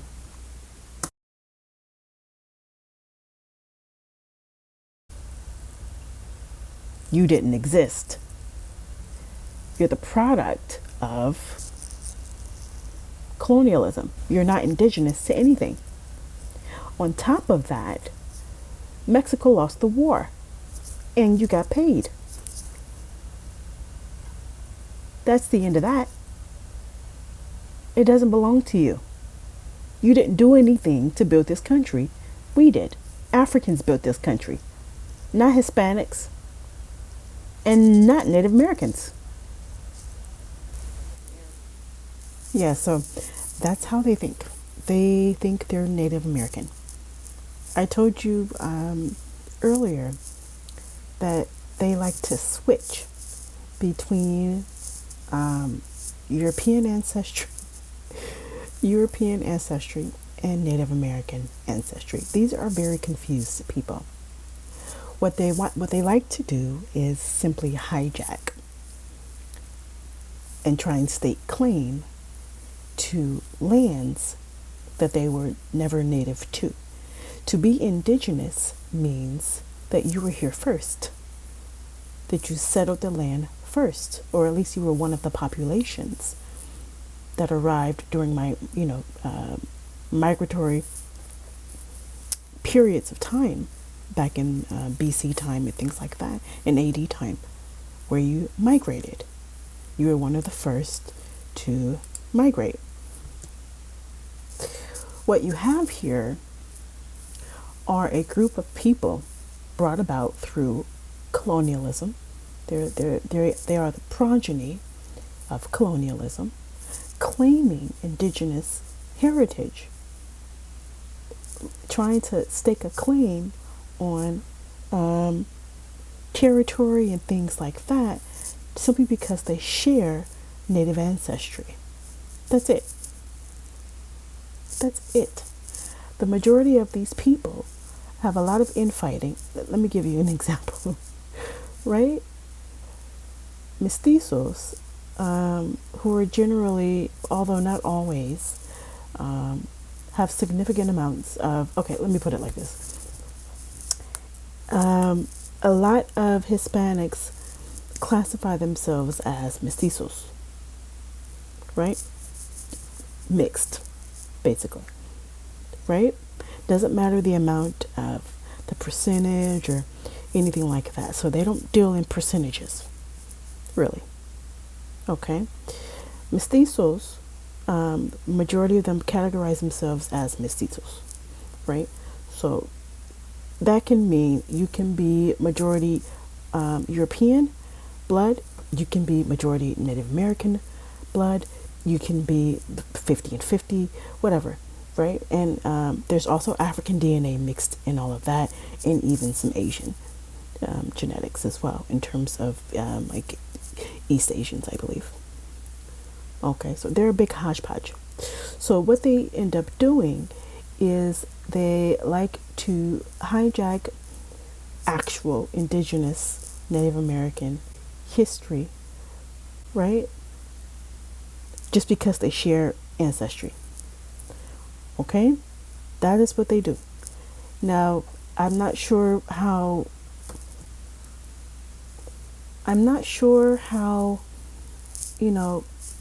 Native Americans feel about Hispanics. I gather, I would assume that some of them accept them, some of them don't. Now, I do know a lot of them are brainwashed. But what I can tell you is that white Hispanics, that's 60% or more of European DNA, white Hispanics are racist towards mestizos. Mestizos are racist towards Native Americans. Native Americans are racist towards Africans. Okay? That is basically their structure. White Hispanics, mestizos, okay? Native Americans, Africans. White Hispanics are racist to mestizos. Mestizos are racist to Native Americans and Africans. And Indian and Native Americans are racist towards Africans. That's it. Now, when you start talking about who is actually Native American, right? You know, for me, it isn't just having blood, right? The majority of Hispanics are disconnected. Hispanic culture is a mix of Spaniard, Native American, African. That's it. And so a lot of them are far removed, right, from having any sort of real interaction or anything with native populations that would establish them within a particular community or tribe. Now, they might not necessarily have some sort of federal recognition. I'm not sure how it works down there in these Latin American countries dealing with tribes and recognition and, you know, things like that. But out here in America, in order to be Native American, you have to have federal recognition. And I know a lot of times when Native Americans leave their reservations, they're generally classified as non-native, which to me is crazy, but that's just kind of how it goes out here. When it comes to Hispanics, it's very different. These people are not natives. They simply have Native American ancestry, and they're trying to hijack. That's all they're trying to do, is hijack. The majority of these people in the Hispanic, different culture. Yes, it shares some elements of Native American culture, but it's different. And majority of them are removed from Native interaction and, you know, having some sort of real connection with these groups to where they would even accept them. All they're trying to do is lay claim to something that isn't theirs. They are not native to anything, right? You didn't get here 12,000 years ago. That's the most recent migration of Native Americans to the Americas, okay? You didn't get here 12,000 years ago. You came 1500 AD. That's when you cropped up. That's when you cropped up. You're a new group. You just got on the scene. You 500 years old. You're not native to nothing. Quit going around trying to hijack other people's history. Native Americans also enslaved Africans as well. Okay, they enslaved us. They kept us enslaved. They fought in the Civil War as well to try and keep us enslaved. And even after the Civil War was over, they held us in bondage, enslaved us. Okay. I said that to say because I'm going to bring a point up. Here's what I'll say. You have some black people who are bringing up really moronic ideas about being indigenous to America, and that is just simply untrue. Now, here's what I'll say. All right, I'm not going to deny that there were Africans here. Okay, that's what I'm not going to do. Okay, you got to remember that the first people who touched and migrated to every part of this world were Africans. At one point in time, the only people on earth were Africans. We were the ones migrating. The only people who left Africa were Africans. No one else. All these other populations didn't exist until later. Okay. When it comes to a lot of these civilizations, in particular when it relates to the Americas, yes, a lot of them had a lot of African folks in these regions, part of civilizations, and it wouldn't have been uncommon back then to have, mixed societies. Okay. You had waves of migrations taking place, and you had people who interacted and they intermingled and, did what they did. All right. But I just want to say to the black people out there who think, so I just want to say to the black people out there who think that, Jesus, Black Americans are indigenous to this country, it's incorrect. Okay. You've got to understand again, Native Americans enslaved us. There were military link-ups, okay, and there were also settlements related to escaped Africans, and they settled in some of these lands where Native Americans were. All right, and so that's how you get some people, some black people, who have Native American ancestry. I have Native American ancestry, okay. A lot of black people don't, but they like to claim it because just, self-hate, okay. But I actually do have Native American ancestry, okay. But point is that you have black folks who don't understand the history, and they have self-hate, and so they go around saying things like this because they're poorly educated about Native American history as it relates to Africans in this country, and so all that mixed up together, and you get really a lot of really ignorance. So to Native Americans, if anyone is listening that's Native American, I do apologize for them. Trust and believe the majority of us are not ignorant like that.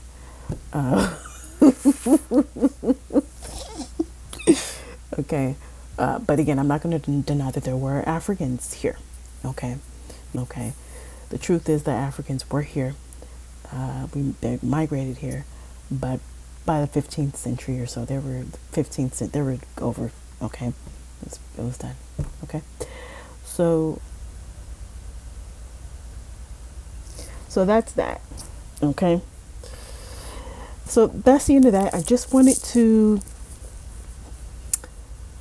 give my viewpoint, highlight some things that I think the Black American community should really be focused on, and to be cognizant of what exactly we're dealing with.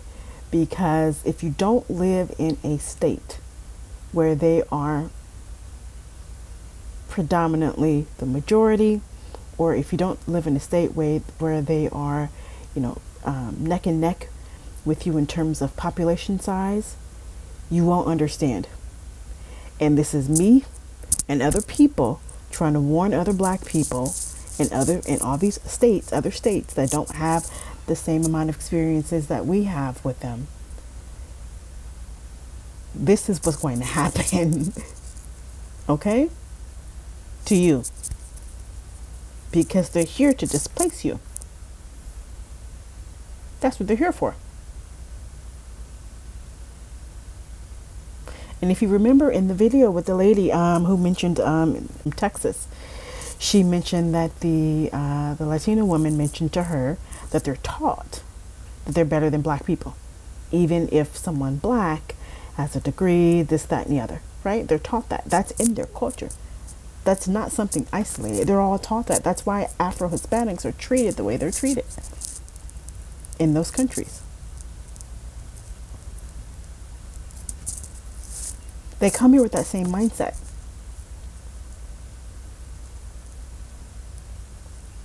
So if you are not in some of the states that I've mentioned, or, that I'm aware of at least, that have these sizable populations of Hispanics, this is a warning to you guys. And this is why immigration is a really important factor. We have got to stop placing so much emphasis on trying to help other people and place that emphasis on ourselves. We can't carry the load of other people. They need to fix their goddamn countries.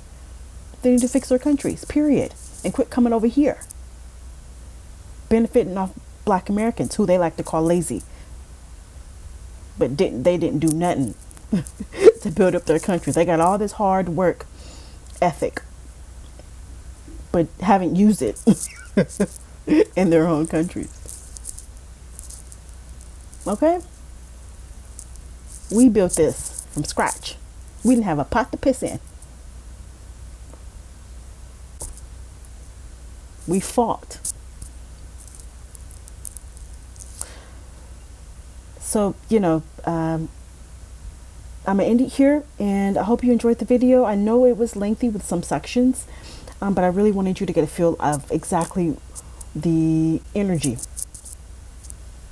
of what's going on. Okay? All right. Bye.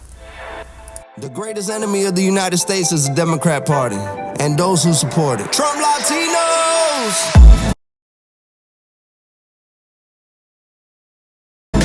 I got love for the Patriots loving me. Mega love, mega love. I got love for the Patriots loving me. Mega love, whoa, whoa. Make America great, we voting Trump. Keep America great, we voting Trump.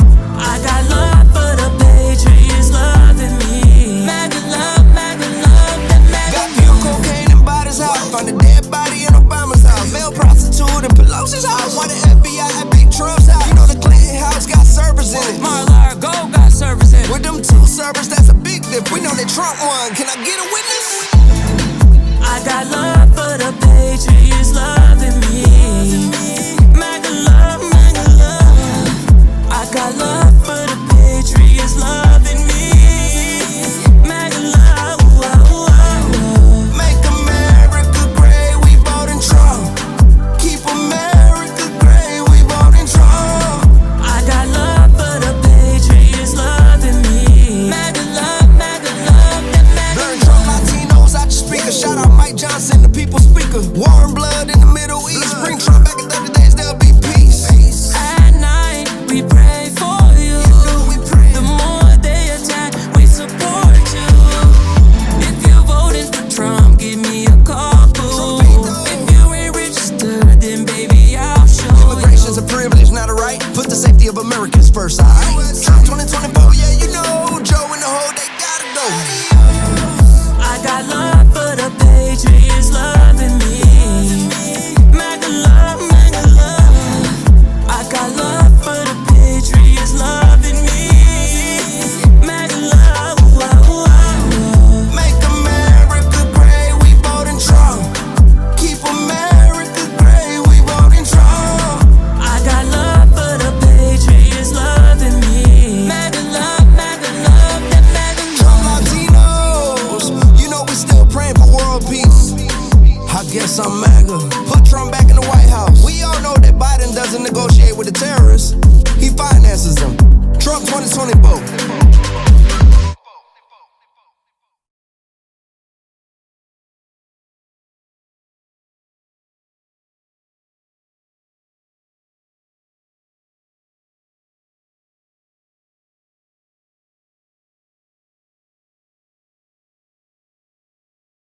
I'm worried I'm white.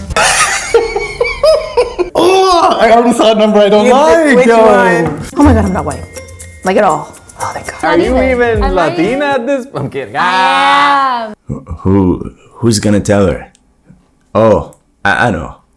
You're 4% less colonized than I am. Congratulations. It's not an ethnic DNA test you need, but an IQ test. Oh no, European. Hello my friends, today we'll be reacting to this video, Latinos take a DNA test. Long story short, these are Latinos that live in the United States. Very important detail. And essentially, they're shocked to discover that they're white.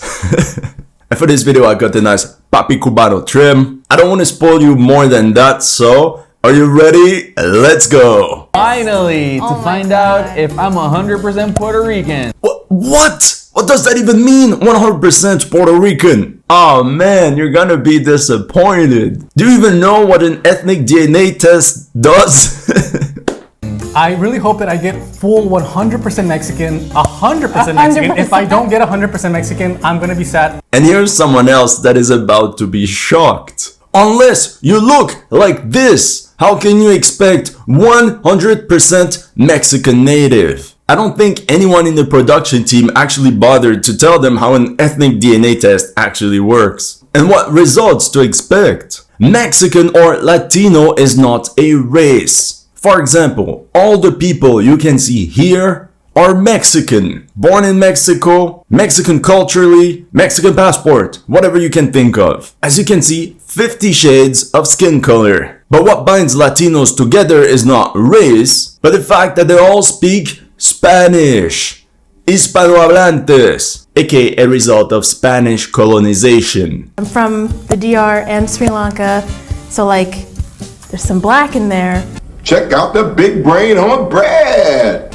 But my mom's last name is very white, so something weird probably happened there. Monica, you probably have some European DNA. I mean, I think it's her mom that's Sri Lankan. Well, not many people know that Portugal actually colonized Sri Lanka for 150 years, from 1508 to 1658. The Portuguese also controlled all the African coast up to Sri Lanka or Ceylon. And this is why you have many coastal cities in Africa with Portuguese sounding names like Lagos in Nigeria and Porto Novo in Benin. Now the Portuguese were famous for handing out their surnames, like it often happened when people converted to Catholicism or through intermixing with the locals. Anyway, if we took at the top 3 most common surnames in Sri Lanka, we get Pereira, Fernando and De Silva. So in the end, I think it's very likely that she has some evil colonizer DNA. I want to know like how much like indigenous I have.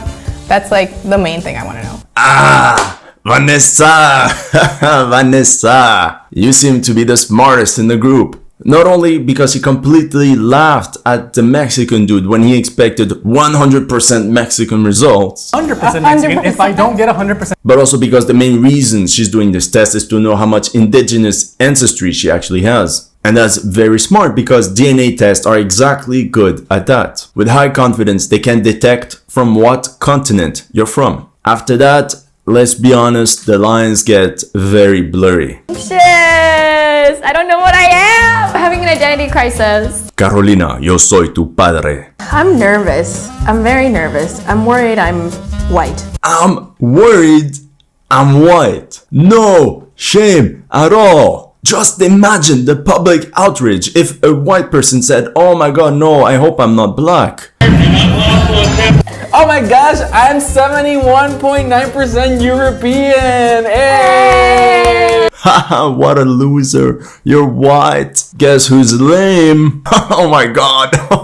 No! Shit! Bro, look at your face! Do you look more like this person from Italy, or this indigenous Mayan, or this sub-Saharan African from Senegal? Take your time, no rush, but I think we all know the answer. Spanish and Portuguese? I'm shocked that you're shocked. I dare you, I double dare you. What language do you speak in Puerto Rico? As a matter of fact, the name Puerto Rico, what does it mean? What language? Now, I know it sounds like a conspiracy theory, but Spanish comes from this place in Europe. I know it's a crazy idea, and I know it's very far away from the Caribbean, but this is where you gotta trust me. People from this place called Spain actually sailed all the way to Puerto Rico. Now, more seriously, you can see that the test combines Spanish and Portuguese together, Iberian Peninsula. And this shows the limitations of these DNA tests. For them, the two groups are so close to one another that they can't differentiate it. 0.3% Italian. No wonder I like pasta so much. Bro, everybody likes pasta. Any result with 0 point something percent is not to be taken seriously. It's more like a misread of the data. Some genealogists even go as far as to discredit any result below 2%. A very white DNA test. Excuse me, you say that this is a very white DNA test? I want to see your result. 3.2% Congolese and Southern East African. Let's go to the Whoa, Congos. we're going to the countdown. Hey, come on, let's go. Just go there and let's see what's going to happen. What's interesting with this map of his African ancestry is that you can clearly see where the Spanish picked up all the slaves, literally from the entire west coast of Africa. Recent ancestry in the Americas, Caribbean. Ponce, Puerto Rico. Wow, Ponce. I got some blood in Ponce there. Hey. Modern DNA tests are also very good at detecting these DNA clusters. The places in the world where the people have the most similar DNA mixture as yours. And yes, it points to Puerto Rico. So yes, you're 100% Puerto Rican. Also notice that in his results, they say that some people in Cuba have the same mix as his. And that's very interesting because, fun fact, Cuba and Puerto Rico were the last Spanish colonies in the Americas, which they lost in 1898. I'm honestly very surprised at the fact that I have more indigenous American blood than African blood. Okay, so he got 10% sub-Saharan African, 16% indigenous, but our friend Ivan didn't speak about the 1.1% North African. Probably because he thought it was related to... Let's go to the Congo! But it's very interesting to me from a historical perspective. Certainly a small trace of the Muslim conquest of the Iberian Peninsula. But I already saw a number I don't like. Which one? 44% European. I guess you have to pay reparations now. There's, look, the proof. You have to pay 44% reparations. Okay, I can see it. I was expecting more. Did you see how she's roasting him? Vanessa. 46.9% East Asian Indigenous American. Okay. Okay.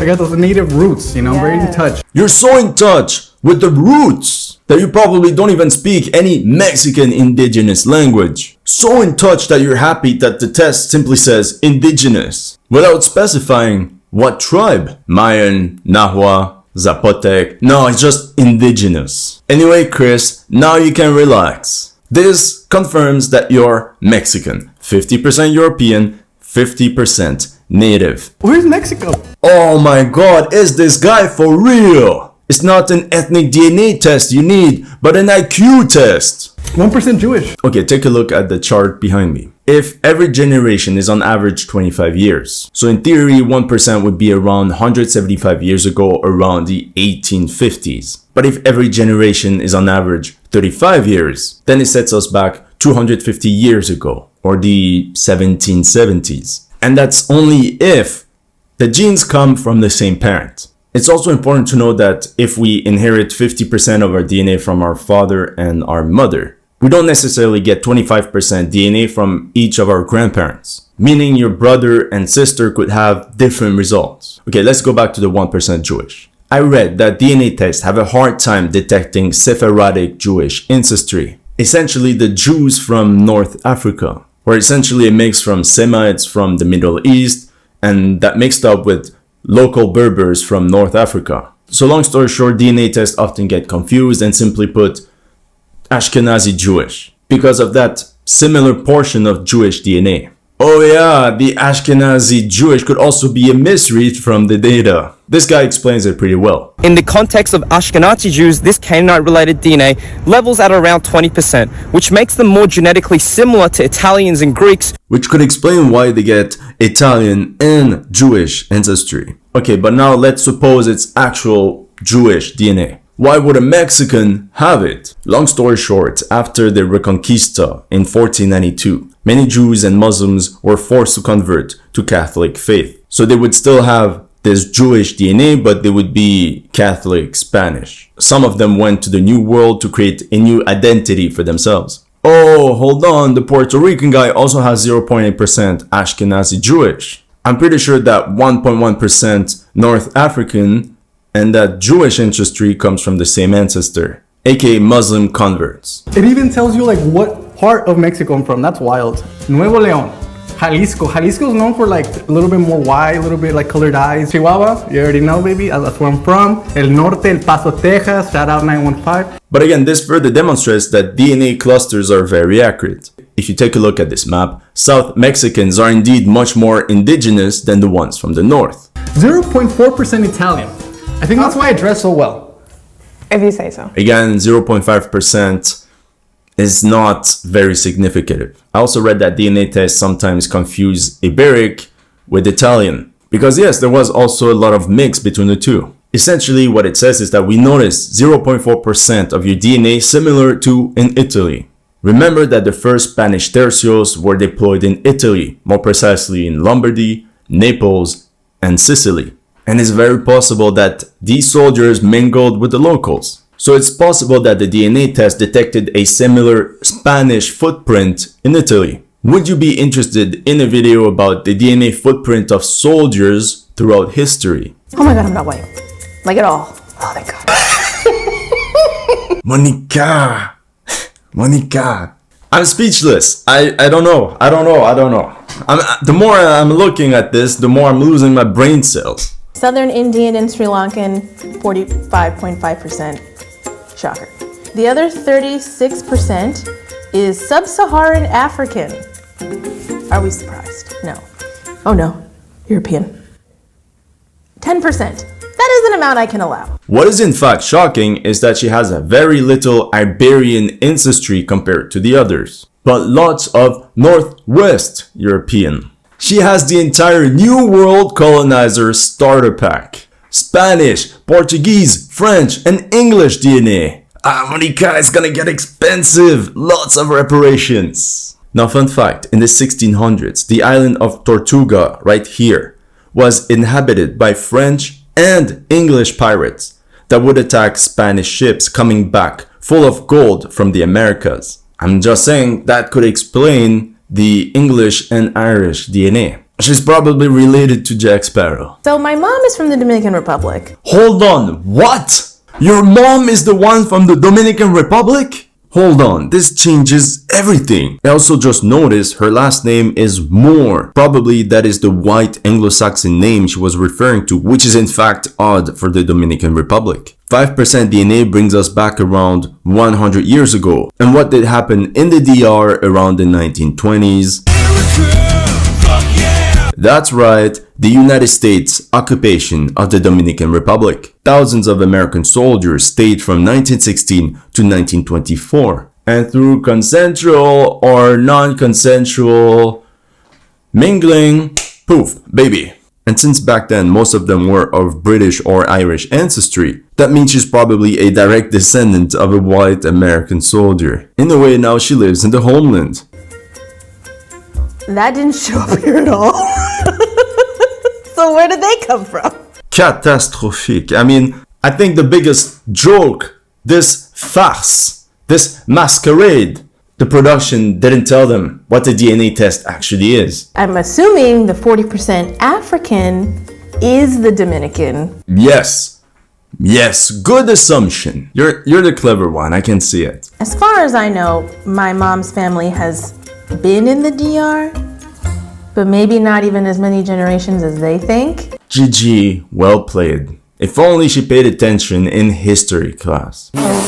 Oh my gosh! I am 88.7% European. Spanish and Portuguese, I'm 85.4%. Carolina, don't you remember what you said? I feel like I know it's gonna be Español, tío. Of course, after 300 years of colonization, that's longer than the existence of the United States. Plus all the Spanish people that migrated to Mexico after independence. For example, 25,000 Spanish refugees settled in Mexico between 1939 and 1942 after the Spanish Civil War, compared to 450,000 arrivals in the 17th century. As a matter of fact, you have more Spanish DNA than many people in some parts of Spain. I'm actually more surprised that she has as much as 9% indigenous ancestry. She also has some DNA feedback from Northwestern Europe. I would argue probably German immigrants that went to Mexico. There's a big community called Mennonites in Mexico, essentially Mexican Amish people.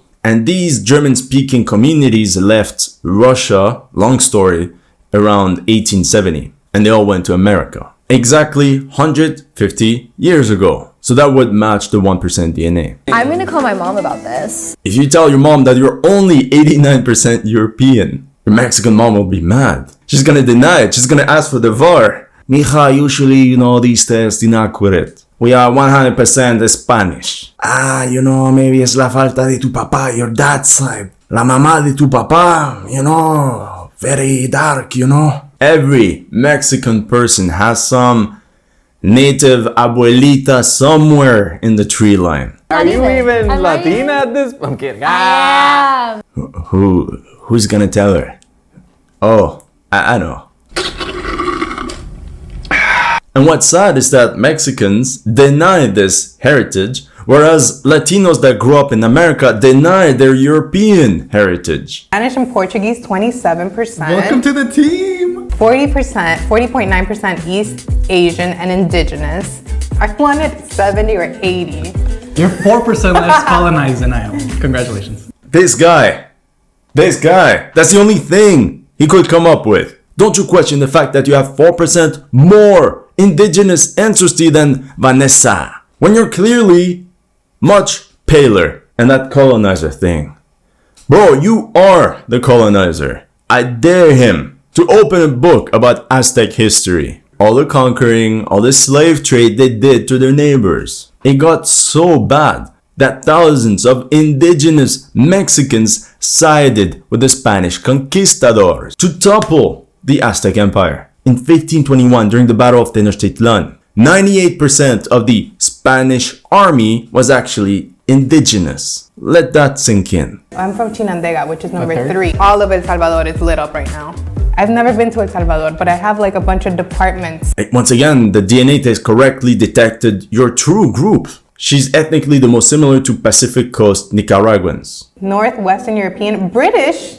I can see that, the class, the elegance that you carry yourself with. Clearly he hasn't seen drunk British tourists in Spain. Or English football supporters, another classy bunch. Hold on, 10% British ancestry is a lot. This brings us back to roughly 80 years ago. And what happened roughly 80 years ago in Nicaragua?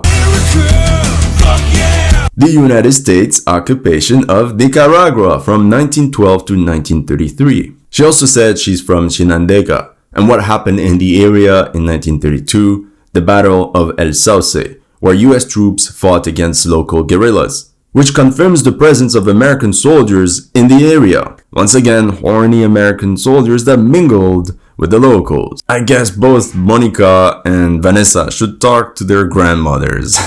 We had an ancestor from Lebanon. I don't see Lebanon here, so somebody lied. You were the chosen one, Vanessa. What is this? Egyptian.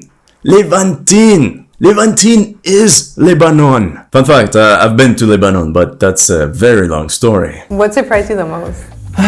The 44% European. Oh my gosh. Like, no offense to the European. I mean, you just say you're Mexican and I'm Puerto Rican.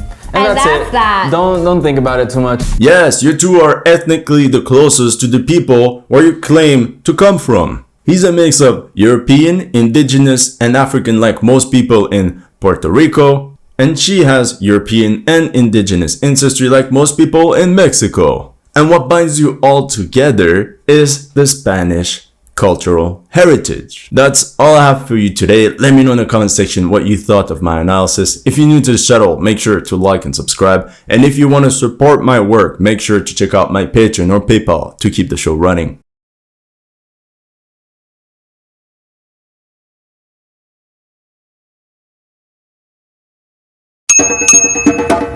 Over 2.5 million African descendants reside in Mexico. And Cuanacualapa is the blackest city in Mexico. Join us today as we reconnect with the African diaspora in Mexico. Afro Mexico, here we come.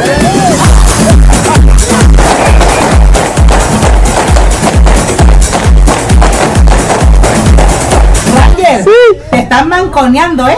De la Vega. This isn't a story of slavery. This isn't a story of overcoming. This is a celebration. A celebration of family. A celebration of connection. A celebration of blackness. Out here making friends, y'all. It's like a family reunion. It's like a family reunion. I love it.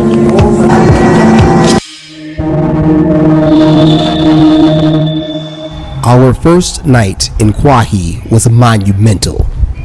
We were hot, we needed to get something to eat, and we found this restaurant. As soon as we stepped inside of the establishment and greeted the people who were there, made eye contact, and exchanged some pleasantries, there was an instant connection there. As the night progressed, one thing led to another, and we found ourselves in the middle of a celebration of life.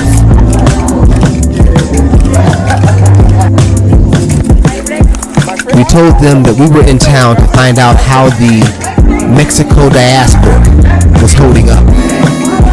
They understood the assignment.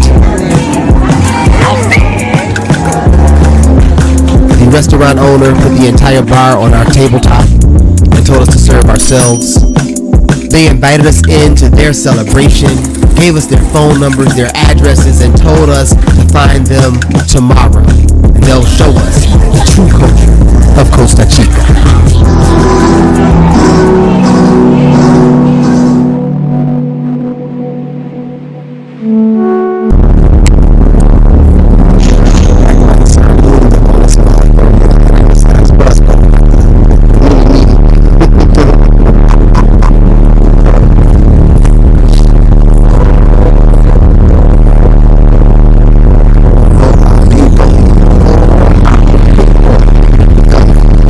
Air circulation, personal space, and leg room were the only major issues on this route.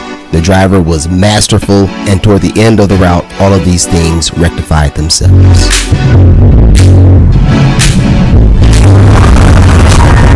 Just accomplished one leg, and that's getting to the city of Pinotepa. Now we're looking for the bus to get to our next city, Quahiniquilapa. Outside of the large bus station, you'll find almost adjacent to it a smaller bus station full of vans that will take to the smaller areas of the region here, which is where we found our van to Quahiniquilapa. We just had a couple of different transfers, went through a protest, ran through some mountains, but we're heading there, man. Almost had to grab us some chicken. This is kind of fun. But yeah, man, we're going to bring out a story of how our people are doing. The journey has been interesting. What's more interesting and worthwhile is connecting with the people over here to find out what the real deal is here in Mexico.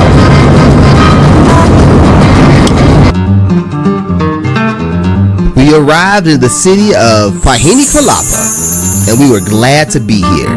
It was the melanated color tones and friendly country vibes that did it for us. The whole city was giving community and unity around each turn. The main ave was filled with people selling everything, and at the same time laid back and waving off that summer heat. It felt good to be here in our first Afro-Mexican town, celebrating their second annual Afro-Mexicano Festival.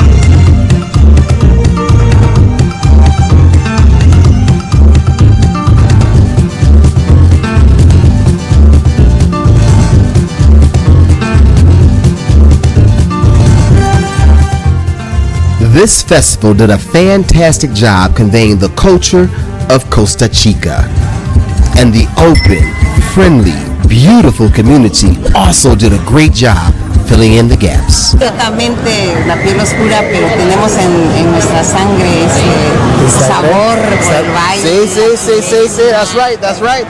Es difícil ser negro en México. Fíjate que con este nuevo gobierno, con este nuevo gobierno se está dando ese impulso a la inclusión. Aquí ya no estamos tratando en México de que haya la inclusión. Aquí convivimos personas de todo, indígenas, mestizos, afros. Sí, nuestras costumbres. Nos gusta la ropa típica. Y sobre todo tenemos ese amor por nuestra tierra. ¿Cómo dijera? El sentirse mexicano, el sentirse costeño, eso es algo que nos identifica. Sí, estamos. She said what she said. We are coastal Mexicans. We are a united people. We are a prideful people, and we're starting to be included and get some recognition here in Mexico. Yo me llamo Higinio. Higinio Salinas. Okay. Are you Afro-Mexicano? Soy Afro-Mexicano. What is it like moving around as an Afro-Mexicano? Do you feel different? Is it nothing to it, or are there challenges there? For me, I wasn't aware about discrimination before. I didn't know about discrimination. So my first grade in secondary school, I was the only black in Mexico, in Baja. They laughed at me, and I didn't know. The teacher was making a class how they get the diamond out of the coal. Yeah, and they say, oh, let's polish Eugenio so he can be a diamond. Jesus, well, they didn't know you are a diamond. I didn't know. I didn't know. Yeah. Well, that was good. That was good. That's right. Turn me into a diamond. Yeah, that's a good way. That's good. So then I came to visit my people here, and I went back. I was about 17, and then immigration stopped. I was getting the ferry to go back to the peninsula, and then he started to ask me questions. He asked me things like obvious things. Yeah. How do you call the belt? We want to see if you can speak Spanish. Yeah. And I said, oh well, he didn't know. Yeah. So I was being discriminated. And then I went to Quintana Roo, the bus, and then the immigration went in to I don't know, look for foreign people. Yep. So there was like 40 people in the bus. Yep. And then they saw me and they went straight where I was sitting. Did that happen? Okay. And then I came here, and I was learning about discrimination and all that because I'm different. Black brother, yeah. I'm not that black. You could be Cubano, you could be Haitian, you could be African, you could be a lot of different things. Yeah. But I'm not that black. I think it might be darker than me. I'm about to say. See.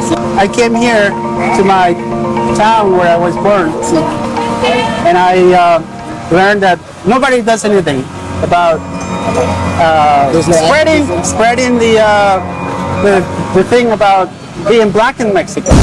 The whole point of coming here was to connect with our brethren, find out how they were doing, and yes, they had the festival. Yes, the festival was cool, but it's a lot of pomp. You know what I'm saying? We saw a lot of city officials. Met the Secretary of Culture for the state of Guerrero. And I'm not shorting any of that, but that's not the reason that we came. Like, we don't want to hear about from your mouths. We know y'all eating good or whatever.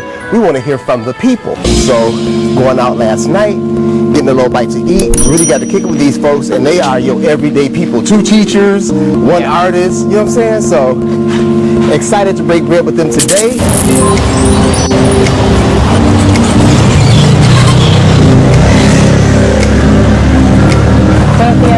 Crucero de Maguey,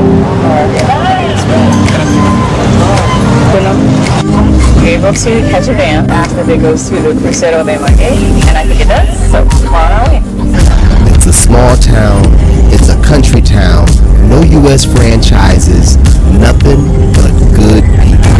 It is cool being in Mexico and being around so much melanin, like seriously, like 90 or 80% of the people we run into are black, so that's pretty interesting.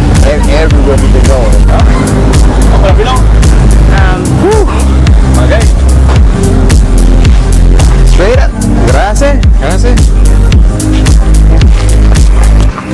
Alright, so grab the ride to the Crucero. In case you don't know, the Crucero is like the stop where multiple means of transportation take you to your destinations.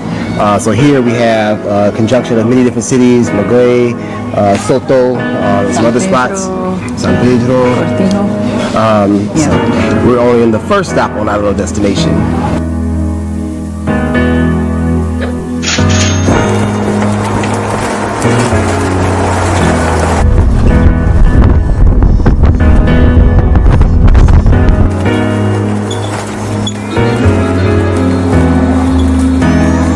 We ran into them at a restaurant last night, connected, and here we are heading out to their towns, and they invited us into their homes. It doesn't get much better than this for us. We passed through Black Puebla after Black Puebla, and they all looked good. Beautiful modern homes, beautiful pastors, organized towns. We're ready. We arrived in Maguey, and our host, Gaudencia, was waiting for us. Walking through her town to her home, She seemed even warmer than yesterday. She played the host very well and invited us into her home, her life, and her heart. Our beautiful host has prepared almuerzo, lunch, for us. Picadita. Queso con las hicimos. Handmade, okay. Frijoles, salsa, chuleta. Chuleta. Let's go. And it is so delicious. That's mejor. Delicioso. We got to walk off that delicious first meal as Gaudencia showed us around the cute and quiet town of Maguey. She even introduced us to the administrators of the town's student lunch program that provides meals for 120 kids. But then, it was time for the next phase of today's adventure. We had one more stop on our trail of discovery today. The gang was reconnecting for a Mexican get-together. So we piled into Gaudencia's car and pulled up with our friends a couple of towns away in Soto.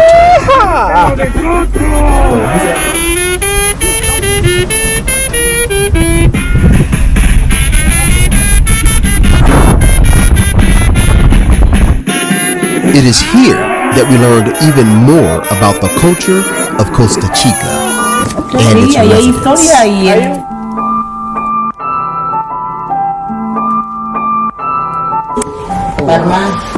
residents. Así uniform.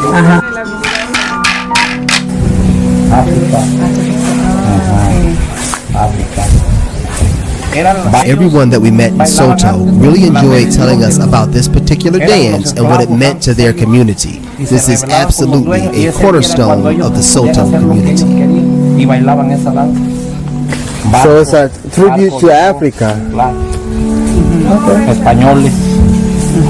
Centro. Ahí en el Zócalo. Y se bailan todas el encuentro. El 1 y 2 de noviembre. The Danza de Diablo goes hard every time. This is black. This is culture. They've performed for presidents, dignitaries, at festivals, for athletes. But the real Danza de Diablo is performed for the memory, preserving the memory of the ancestors. Throughout the Afro-Mexican dominant region of Costa Chica, this dance moves through the city streets as it has for generations. It is so significant and so relevant for the Afro-Mexican community here. This dance is a reminder of their heritage and their resilience. While paying homage to the ancestors, it also displays an ability to preserve and thrive in an environment where their cultural identity has often been downcast, overlooked, even suppressed. While bridging the gap between the past and the present, it also forecasts a future filled with pride and knowledge of self. The Danza de Diablo.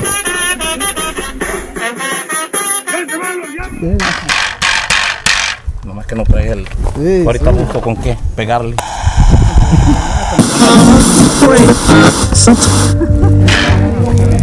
Y el 2 de noviembre, fíjate, y vas a comer tamales. Me gusta tamales.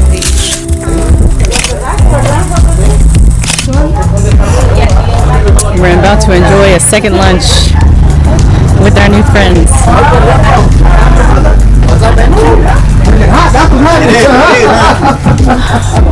Nice to see you again.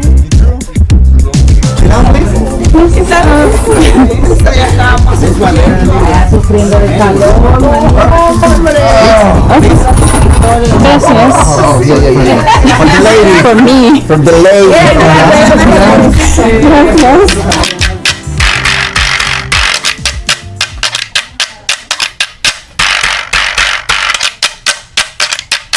Entradas bailamos un diablo ahorita. Ayer bailaron. ¿Sí? No, ya me mostraron unos sándwiches que andaban. Oh, April's about to jam. Uno. Ese, tac, tac, tac, tac, tac, tac, tac, tac, tac. Bang it. Ahora mira. Wow. Very good.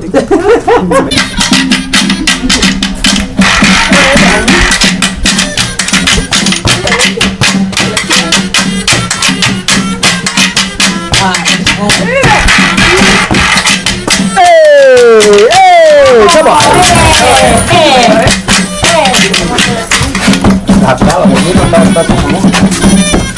And that is the tip-off to our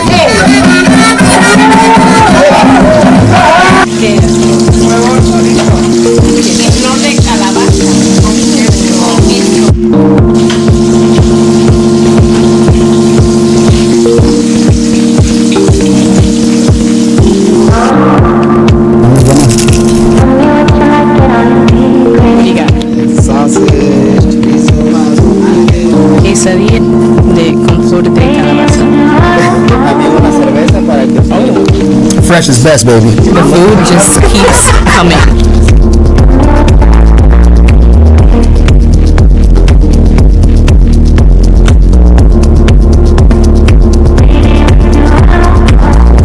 Provecho. Oh, calabaza is bomb. Muchas gracias, man. This is how your Afro Mexicano brothers get down, ancestors get down, y'all. They eat well, they live well. It's the fiesta.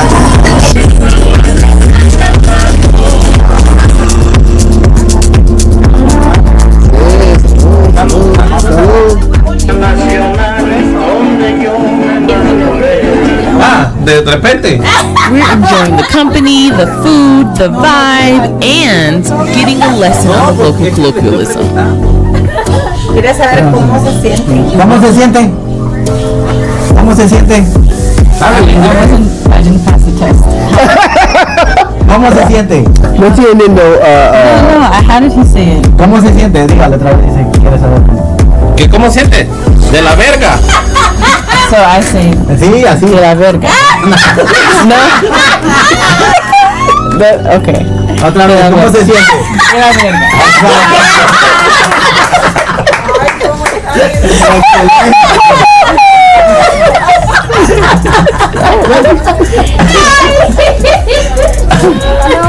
De la verga. Guinness. Not a big pole for a ball. Okay. So that actually that's So it has like a double meaning. You'll feel that. And it's different because I'm saying it, right? But No. But it's not a. No, it's the same way. Oh, The same. okay. Dígale cómo se siente, cómo se siente.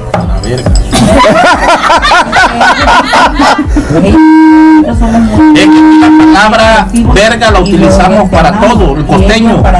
Si tú eres muy bueno para hacer las cosas, ¿cómo eres? Verga. Si eres malo, ¿cómo eres? De la verga. De la Vega.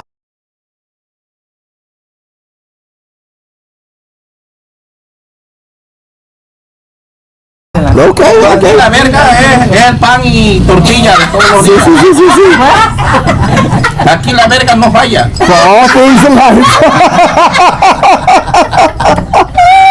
Ranger, te están manconeando, ¿eh? De la Vega.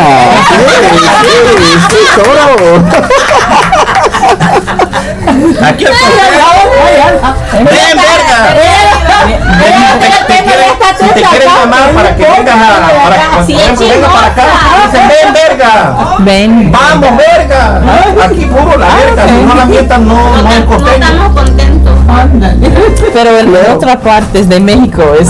También. En varios lugares. Hey, it's been an electric night out here in Costa Chica, man. Having a really good time. We wanted to come out here and check up on our black folk, find out how they were doing. Let me tell you something. They're doing well. It's a little concert going on here. The kids are having a good time. We had a good time tonight. They really set it out for the Yarbros. So shout out to everybody that hosted us tonight, man. We have been received well here. We want to recommend to everyone, come out here, enjoy the coast, and find out what it is to be with the local.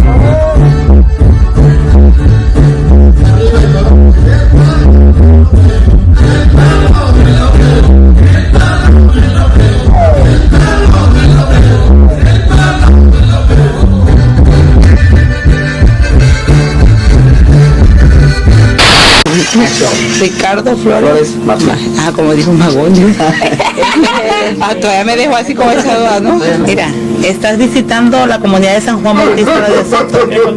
Ah, sí, ahorita. Muchas gracias. Para que lo guarden, ajá, ahí están los amigos. Ahí faltarán. They even gave us a handwritten invitation to come back to their town and stay in their home. Hashtag fam, hashtag love, hashtag we'll be back. ¿Cómo se dice amigo Frey? ¿Cómo se dice amigo Frey? Ah, ese es el micrófono.